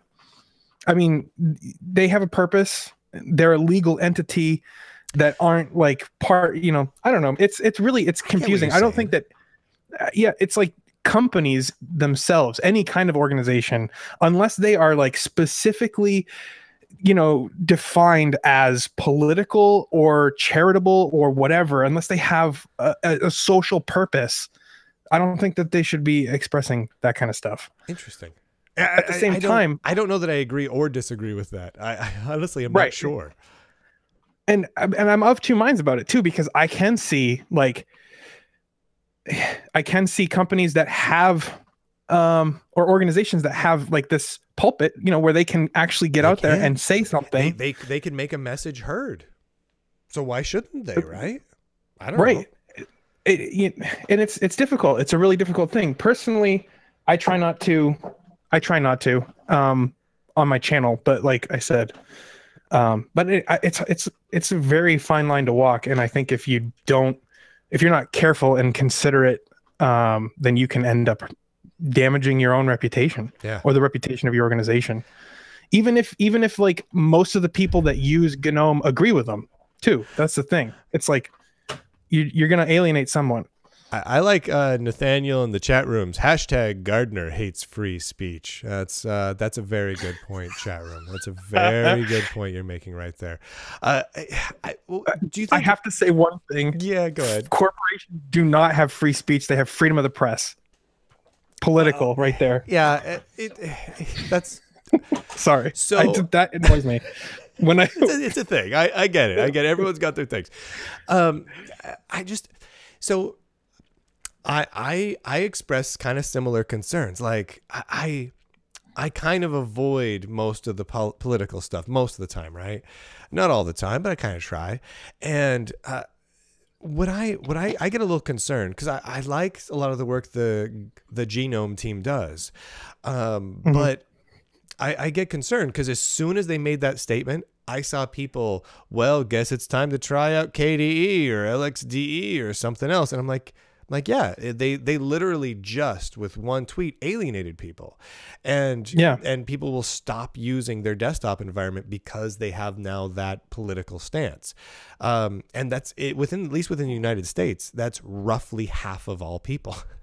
Because the United States is like split right down the middle right now. So do you want to really alienate 50% of Americans? Like, and not that Americans are the end all be all, but that's a lot of people. That's a lot of people to potentially alienate. Like, it's not going to alienate me one way or the other from using GNOME, because it's software that it's like going to a movie. Like I don't have to agree with someone's politics to enjoy, you know, their superhero movie or something like that. You know what I mean? It doesn't bug me, but a lot of people feel pretty passionately about it. And so I don't know, man. I mean, like, it concerns me that they would do that just because I don't want to see them get hurt. I don't want to see them lose market share that they've been gaining so steadily lately. Right. And the thing that we're in a climate of just polarization. And I've heard that word and it's been thrown around, but I really think that like the fact that everyone, you know, organizations and things feel the need to express a political opinion is kind of part of the problem, because it feels like you have to take sides now. And it's really hard to be a middle of the road but open-minded kind of person. Right. It really does feel like that. Yeah. Well, here's the thing. Like, you and me, we have our YouTube channels. We've got our pulpits. We can get up here and we can reach. I mean, between the two of us, like if we sat down and we're like, you know what, we want to make a big stink about whatever political issue, you and I could reach hundreds of thousands of people quickly. I mean, that's the reality. I mean, you know, we can reach a lot of people quickly. So we could do that.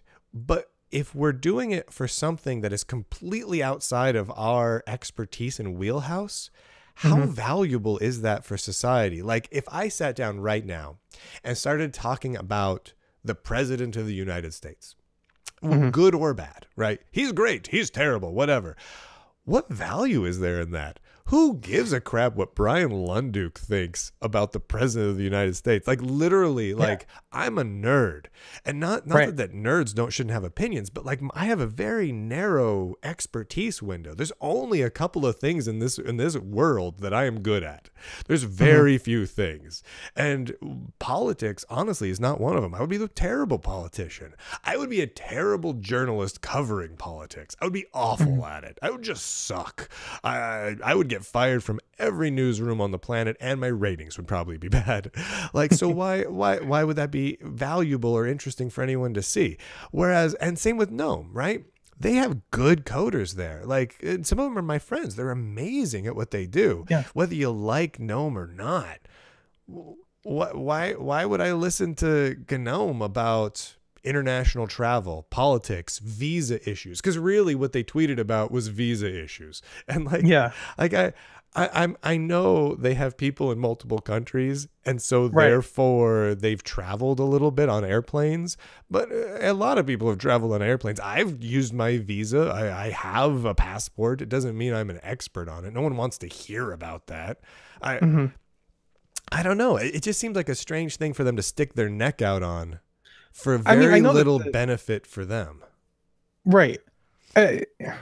Yeah, it's and I actually haven't read what you're talking about. I'm just going by what you told me. Yeah, but it wasn't a bad statement. It was Right. very supportive. It wasn't like an attacking statement of anyone really. It was just, we support people who can't travel as easily now. It was pretty much what they stated. But that's going to be interpreted by a lot of people very negatively, and some people very positively. And do they really want that attention either way? Yeah, I would agree. I think that it's unnecessary. But maybe, I really don't know the circumstances. Hold on.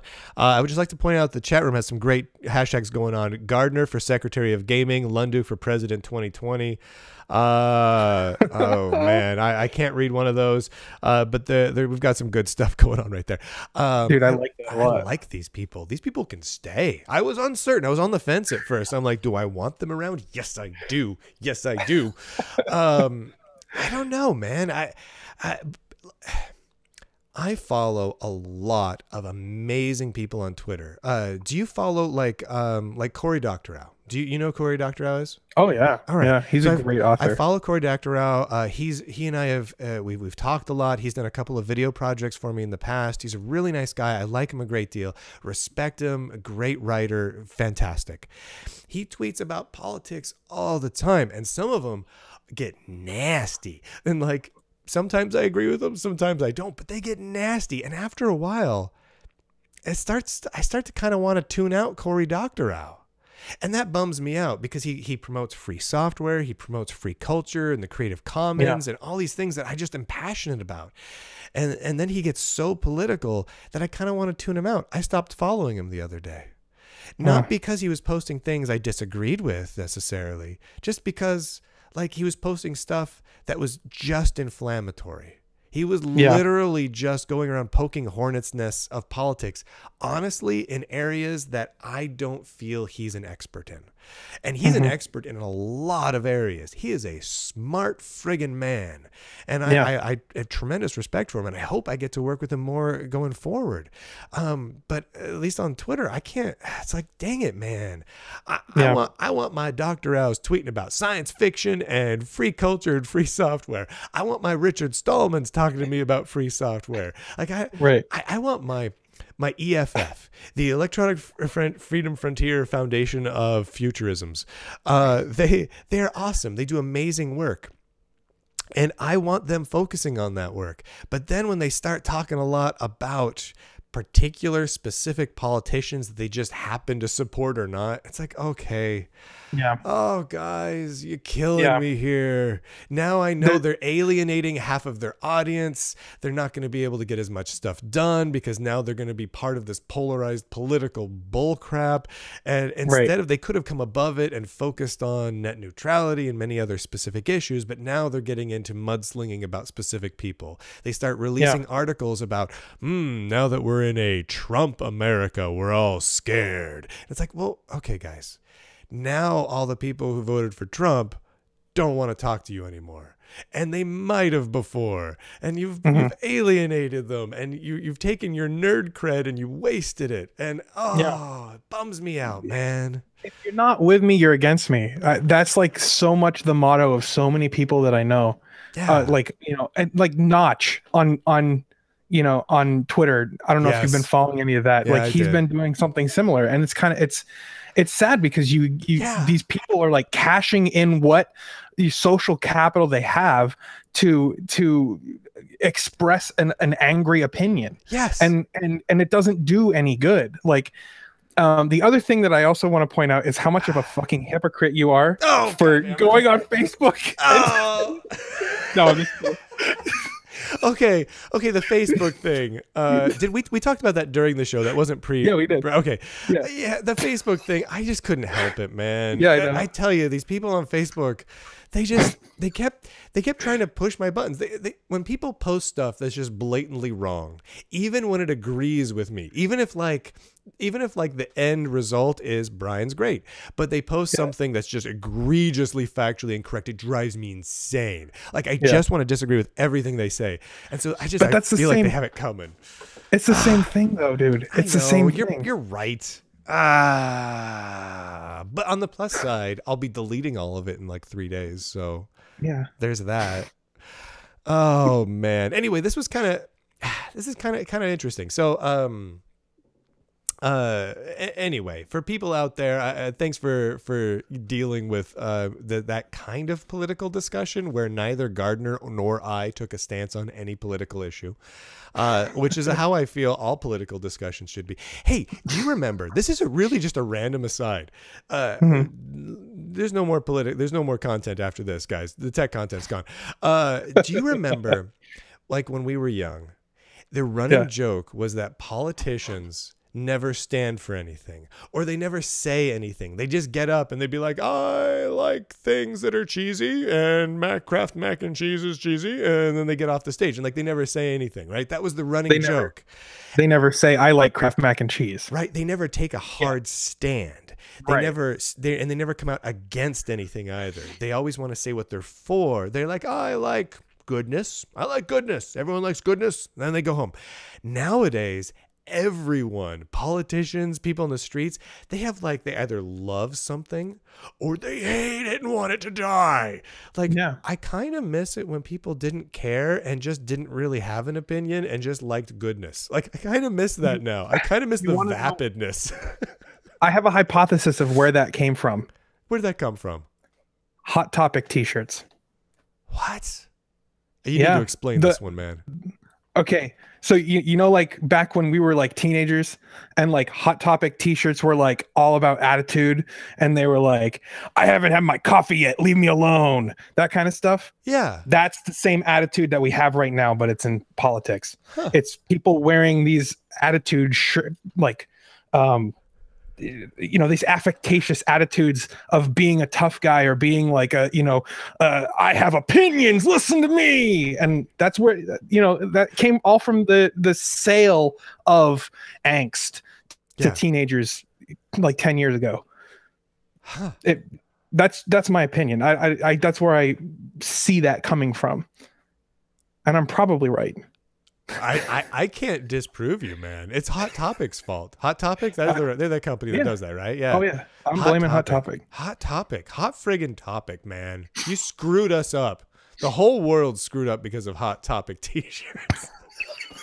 Hey Gardner. Yes. Where can people find your awesome content? YouTube.com/The Linux Gamer or at The Linux Gamer on Twitter. Those are my two most active channels. Can I tell you something, man? I actually subscribe to your YouTube channel. It's good. Oh, no way. Thank you. It's one of my like, I probably have maybe 10 or 15 YouTube channels where I actually watch the stuff people put out, and yours is one of them. And I appreciate that. And not just because of your devilishly handsome good looks. Have you plugged your Patreon? Did you plug your Patreon just now? Oh no, I haven't. I'm also on Patreon. Yeah. You're also on Patreon. I'm on Patreon. Good we plug. Have a goal of thank you for that. We have welcome. A goal of reaching $200, and we're like $80 from that. But if we reach that goal, we're gonna have 1080p 60 frames a second video. For real? That's the goal. Yeah. 60 frames per second. That's insanity. Yeah. I know. Yeah, I still say that anything over 24 is ridiculous. I have a firm stance on 24 frames per second ought to be enough for anybody. 24 frames per second, 640K of RAM, 640 by 480 resolution. Anything beyond these things is 100% unnecessary. No, I agree with you, but the videos will be rendered at 60 frames a second. Wait. You agree with me? You are now on the record as agreeing with me on those completely ridiculous stances I just created. Damn. Oh, no. That is fantastic. I'm fully comfortable making completely asinine statements like that, and I've roped you into them. From now on, I'm just going to tweet, I agree with everything Brian Lunduke says. That's going to get you in trouble with certain factions. That's okay. Oh my God, man. Also, I want to do a quick shout out. So we've mentioned the phrase System 76 enough. They sponsor this show. I'm not going to mention them again. We'll talk to them more this next week. And thanks to also to pogolinux.com for sponsoring the show. And thank you to the Patreon supporters. You can find me over at Patreon. I've got links in places you can find them and click them. But there's like over 300 of you now. That's awesome. It is somewhat humbling to me, as much as it's possible to humble me, that over 300 people are like, hey, Brian, here's a couple of bucks because I like what you do and I want you to do more of it. And that's really cool. Like, makes me feel a little teary-eyed, guys. I mean, I'm loaded up on all sorts of cough medicine right now, so that might be part of it, but I am feeling a little teary-eyed about it. Like, it's really a nice thing. That's just a really special thing. Anyway, I really appreciate it to all of you. Thank you so much. You guys help make all of this stuff possible. And I get this question a lot. How do you get the audio version of this show? It's for my Patreon people. I couldn't think of a perk to give them, and I felt like I needed to give them a perk, and so that's the perk. Is you get an audio RSS podcast feed of every video that goes up on the YouTube channel.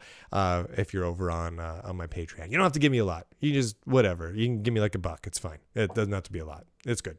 Whatever. Anyway. 50 cents.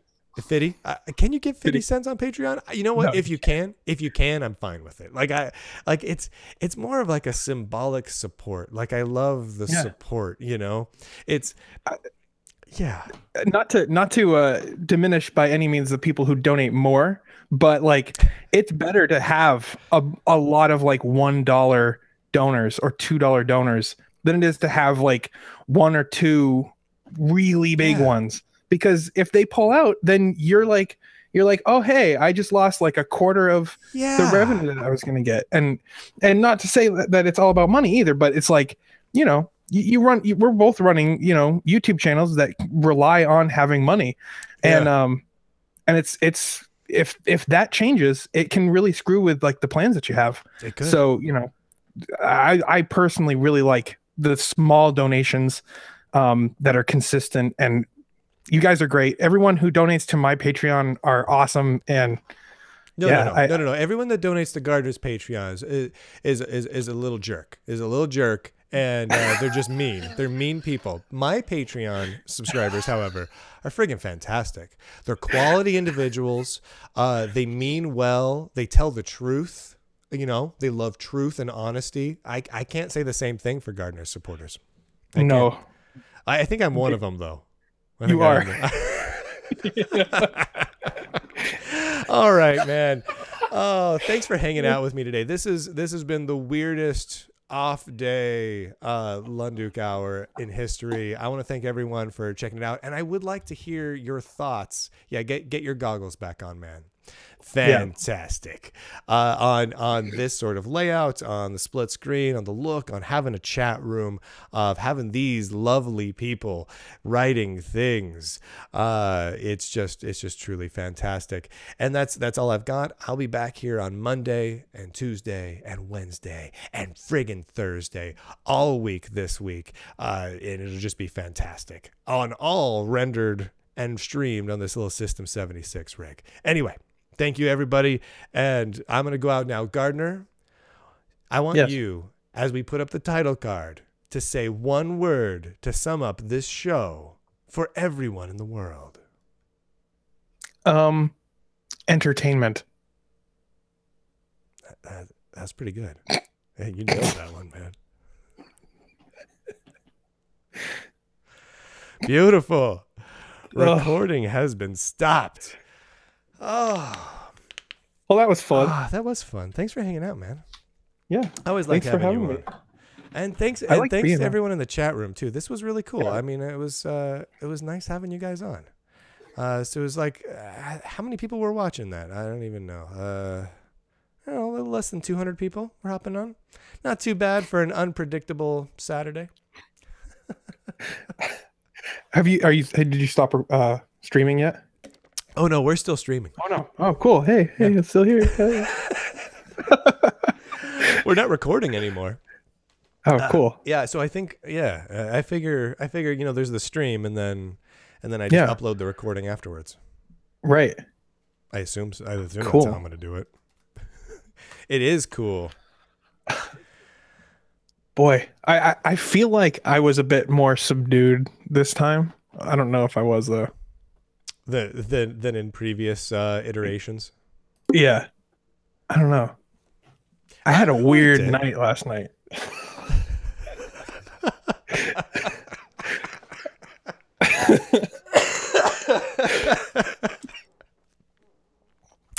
You went on a date, didn't you? Yeah. Oh, yeah, that's right. We're streaming. Yeah. That's right. We're live. That's right. Yeah. Hundreds of people are watching us right now. There's only there's only 167 people watching us right now. So, how was your date? It was good. It was interesting. It was weird. It was nice. We hung out. We walked down the footbridge and then I like scared the hell out of my best friend. Because I couldn't go. I couldn't come back to my house for various reasons. So I went to his apartment, which was like right down the street. Wait. Everyone who's still watching the live stream, for the benefit of hearing about Gardner's evening, you need to go over to Gardner's Patreon, pitch in a buck or two, and then you can come back here and keep watching all of Gardner's entertainment. We can hear about Gardner's personal life. Continue, my friend. So here's the context. It was midnight, right? And I call my best friend up. I'm like, I need to crash on your couch, but he didn't answer the phone, so I left a voicemail. So I drive up. I see his truck there, but I don't see his girlfriend's car. So they could be at her place. So I like go up the stairs and I knock on the door. It's midnight, so I don't want to wake people up, but I want to wake him up. Yeah. But no answer, right? So I like open the door, and there's a direct line of sight from his front door to his bedroom. And I see him laying in his bed, and it's like dark and shit. And I'm like, oh man, I don't want him to like wake up and come out here, indecent. So I'm like, Carl. And he goes, what the fuck, man? What? Like he was scared out of his mind, dude. Awesome. It was so weird, dude. It was the weirdest thing. And he's probably going to be really embarrassed if this ever shows up anywhere, but that sounds fantastic. It was the funniest thing. I don't know why I felt like telling that story. It was so funny. I love that very, very much. That's wonderful. You okay? Yeah. I'm going to be all right. I feel like I haven't had it. Honestly, I haven't left the house much in about 2 weeks. Yeah. Yeah. How are you feeling? I'm all right. Like better? My sickness is gone. It kind of settled in my chest, and so that I'm still working out. I'm still expelling things. My coughs have been productive, but it's got a ways to go before I'm better. Yeah, because it's not great. It's not great right now. But I'm not sick anymore. I've just got like a mild chest infection, which could be better. Like my daughter graduated from kindergarten. The day we all got really sick. Like my daughter got wicked sick, and I felt so bad about it. Like, cause this was exciting. She's done with kindergarten. It's like the first time she ever gets summer break, Like that's a big moment for a kid. Like this was her first like normal full school year. And they had like a little like, it wasn't like a full graduation ceremony. It was like a little like shindig show thing for the kindergartners, and she was so excited and proud about it. But man, she was just sick, but she powered through it. I powered through it, and then we get home and we were just done, and we've just been laid out ever since. Like, she got better about 2 days ago and has just been sitting around the house bored to tears because she's finally feeling good, but she can't do anything because mommy and daddy and her little brother have been sick. So poor little lady. So what can you do, right? Eventually we'll all feel better, and then summer vacation can finally commence for the little lady. Yeah. For all you know, she got you sick. Oh, so she did. She did. It came from her school. Oh. So there's okay. So my daughter is in a French school, and in Portland there's 2 French schools, and we started hearing, and the communities are somewhat intertwined, you know, because it's French schools, I guess. But we started hearing rumors of this epic illness that was blasting through the other French school, and we're like, well, we're dodging a bullet on not being in that school, huh, suckers. And then it hit like a bunch of people, like all at once at the very end of school. So it made its way over. You know what it was? I bet you I know what it was. What was it? All these kindergartners were like super excited about, you know, graduating and everything. They went out partying and they just got sick, man. You know? Yeah, they went out with they stay up too night. Yeah, too many Jack and Cokes. They're tired. Man, you know, it's Portland, man. Yeah. What are you gonna do? Dude. Portland. The 90s. When in Portland, you got to Portland up. You know what I'm saying? Ça va, Bren, ça va. Anyway, this was good. I think I still got the links. Yeah, I'll throw links into the description-y dooders for the video whatnots. Is this still uploading? 31% uploaded. Upload faster. Come on, YouTubes. My God. Do you live stream? You don't live stream and then post, do you? Those are separate deals for you. What I do, well, so I stopped YouTubing like live streams because I was actually losing subscribers. Yeah. When I did that. But when I was doing the YouTube live streams, all I did was did the stream, and then YouTube archived it automatically. But you have like the pre and the post roll stuff going on, so yeah, it's probably better you do it that way. Yeah, I'm going to go in there and I'll delete the live stream maybe. And then I don't know, should I delete the live stream? I guess I can leave it, but it's kind of weird. Private. Yeah. Yeah. I don't know what value it has for people other than they get this awesome chunk of whatever. I really, really want to like extract that one part where I took the mask off and then you started laughing with the glasses. Like the first take of that, I really want to put that on my Twitter. You know what? Yeah. Feel free. I'll tell you what. I'll leave the live stream up for a little while. You can feel free to go grab that one. Cool. Holy moly. Chest things. Yeah. All right. So I don't know why there's over 100 and some odd people still watching this. Anyway, thanks for hanging out, man. This was good. Yeah, dude. Absolutely. No problem. Yeah. Yeah. So I'm going to have, so I think Ryan from System 76 will be on to talk about Pop this next week. Nice. And then, yeah, I think that's going to be a full week. Then we'll do a VR day and a review day on this, and then the Linux Thursday again. Do you like doing the random crossover episodes like this, like where you hop over on this side of things? Is that beneficial and good from your side of things? Absolutely. Okay. All right. If you want to come on my channel anytime too, like we can do. Do you have anything you want to have me on for? I don't bring a lot of value. I kind of just snark, then call it a day. Right. So I don't really do a lot. You know what I'm saying? Well, we could play a game together, and we could did talk about that. That's right. We got to get the game thing going. I do Yeah. like the idea of game day, of Linux nerd game day. Is hey, level 1, are you still around? Yeah, I was gonna say you, me, Ryan, and Wendell. I'd say that would be a fun Linux game day. What should we play? You, me, Ryan, and Wendell. I like it. Rocket League, or Do Rocket League. Yeah. Oh, he is still there. Dude, we just say it and he hops in. You want to do a game day with us, dude? Oh, he probably already heard the question because it's delayed a little bit. But yeah, like a game day, like not like a game day, but like a game hour or two or whatever.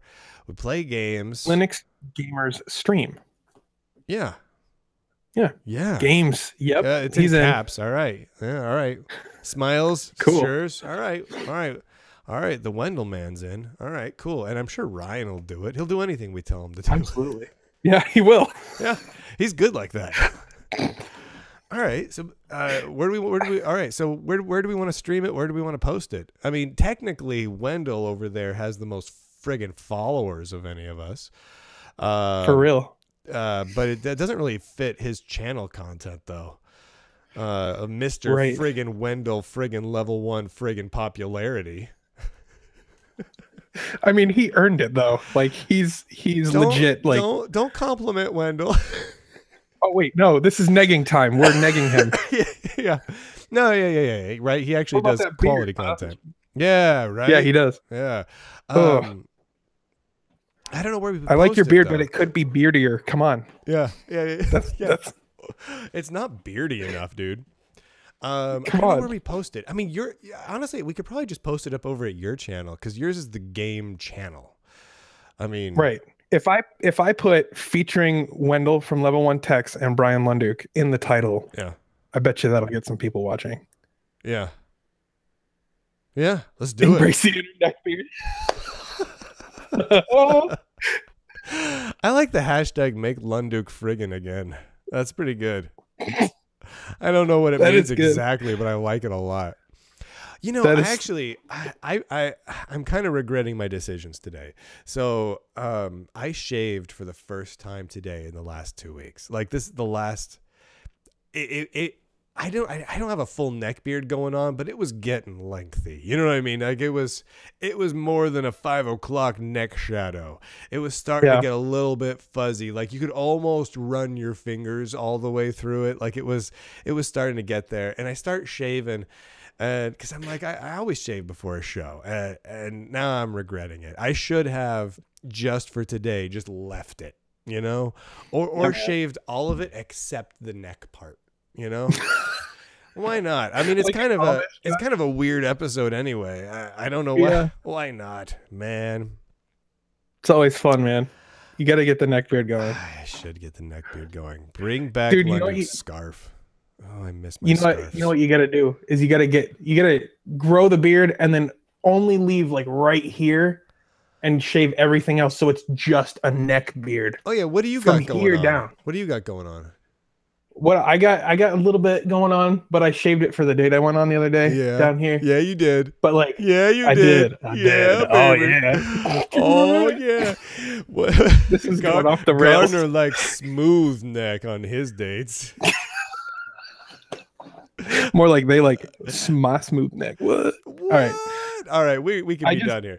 I just tweeted at you hashtag make Lunduke friggin' again.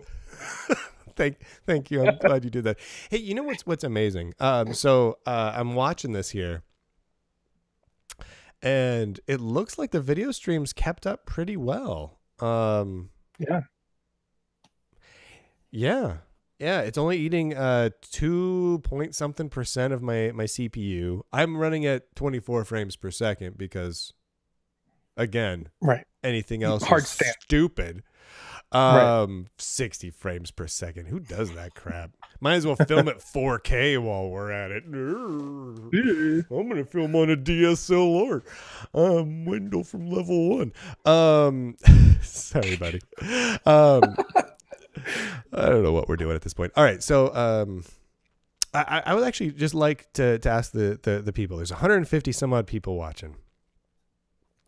Did you guys like having Gardner on with a chat going, and this was a very relaxed episode? Did you guys like that? Like, I'm really curious, like what you guys felt about that. I mean, if you guys like it. The more important question is, shouldn't I be the new Linux Thursday guy? Come on. Hey, Linux Thursday doesn't say Linux Matt Day. Matt. Oh, Matt. The answer is yes. Love Gardner. Love chat. Yeah, I like the chill vibe. Clickbait. What? Dude, yes, people think but I bring the monitor back. Bill wants me to pick your nose. Nathan says he's almost a Lunduke fan. What if you put me on a tablet? And then you could just move me around the whole I could just time. hold you. I just Like cradle me like a baby. Put you on a little tablet right there and just like hold you. Yeah. Cradle you like a baby. Too yellow. Kyler, man. Go to bed, Kyler. Did you see Kyler's videos he put together? Because I was off, and so everyone was like giving me a hard time about it. Kyler hops in and cuts out a picture of me on paper and tapes it to a little penguin, a little stuffed penguin. It's like, this is the Lunduke hour. It was adorable.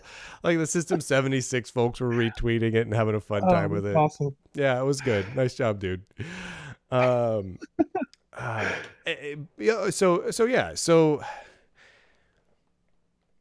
we should probably do something with fair regularity. Do you see a little bit of a boost on your channel when we do this? Yeah, I do. It's always nice. I can tell you exactly what it is. It's like I can't because I'm freaking hanging out right now, but yeah, but otherwise, yeah, I usually see about like 80 to 100 people when I come on your show. If it's done with more regularity, it'll probably be less of an impact, but still I like hanging out, and that's still pretty good. Hey, you know what I am noticing though? If you upload a giant multi-gig video to YouTube while you're streaming, it does start to impact the quality. I think the quality of the stream has gone down since I started uploading. That kind of makes sense. All right. So next time I'll start uploading after the stream ends. Fair enough. Okay. So you guys like the Gardner. Fair enough. You guys like the Gardner. Cool. All right. They're saying that you should convert me to OpenSUSE. Yeah. That's so easy to do, man. I can just guilt you into it and you'll eventually do it. Right. What you need to do, I got to become like the chairman or something. Oh, no, yeah. You already get me on the board and then I'll convert. Oh, we could get you on the board. The next election is next January.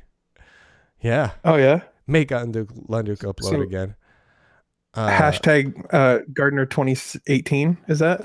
Make Gardner Ubuntu again. Oh, I love the Gardner. Make Lunduke buffer again. Yeah, I know it was buffering a little bit, guys. This is great, man. This is really pretty cool. Okay, yeah. So you guys like this.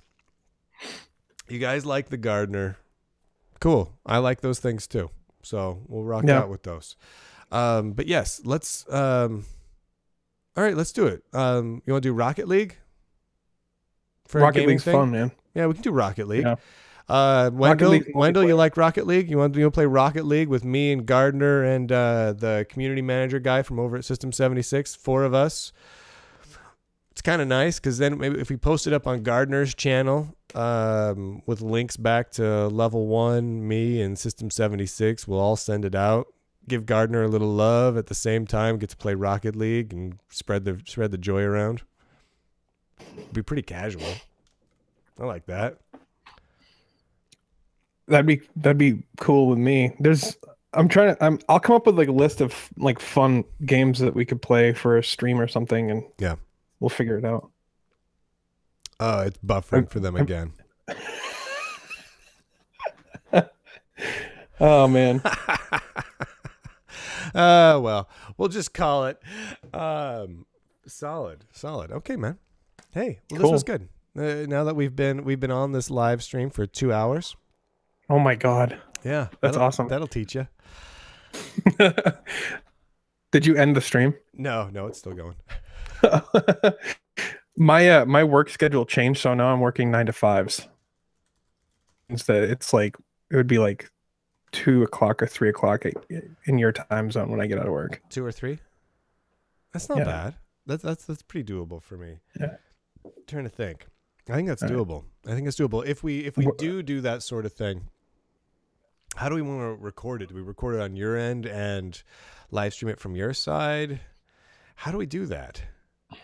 Well, see that's a great question. It is a great question. We should probably have Wendell do it. Well, so just because I have a couple thoughts. We make him work. Let's make Ryan do it. No, go ahead. One of my thoughts is that we could do a hangout session, but then everybody has to have like a camera set up and then upload the footage to me, and then I could composite all that together so it has like a really nice quality to it. Yeah. Because otherwise hangouts, if you have multiple people, it's like always like switching randomly between people. Or we just do audio. We don't need video. That's the other thing. I don't know. I'm cool with it either way. But I mean, the in-game shot though, like the in-game shot we just get from your end. Oh, geez. You see what I'm saying? Yeah. I see what you're saying. Yeah. How do we do that? Right. So like if we do, like we were talking about doing like, Secret Hitler, right? We could just do the virtual board game thing, and then we just have one of us get a nice good shot of it, and then that becomes the shot, and then we bring in like Hangouts or whatever and just overlay that somewhere, and then we're done. But having a video game gets a little bit more tricky. Right. I don't know. Maybe we could have a spectator player.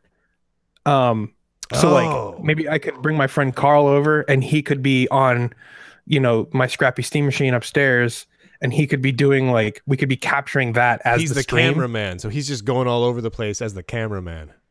Yeah. Which that would be pretty interesting. That's not bad. That could be fun. Everyone's saying Factorio. Factorio. I didn't know that was multiplayer. I didn't know that was multiplayer. Let me Google that. Huh. I don't even know what that is. Okay, I guess it is. Factorio is a game where you're building a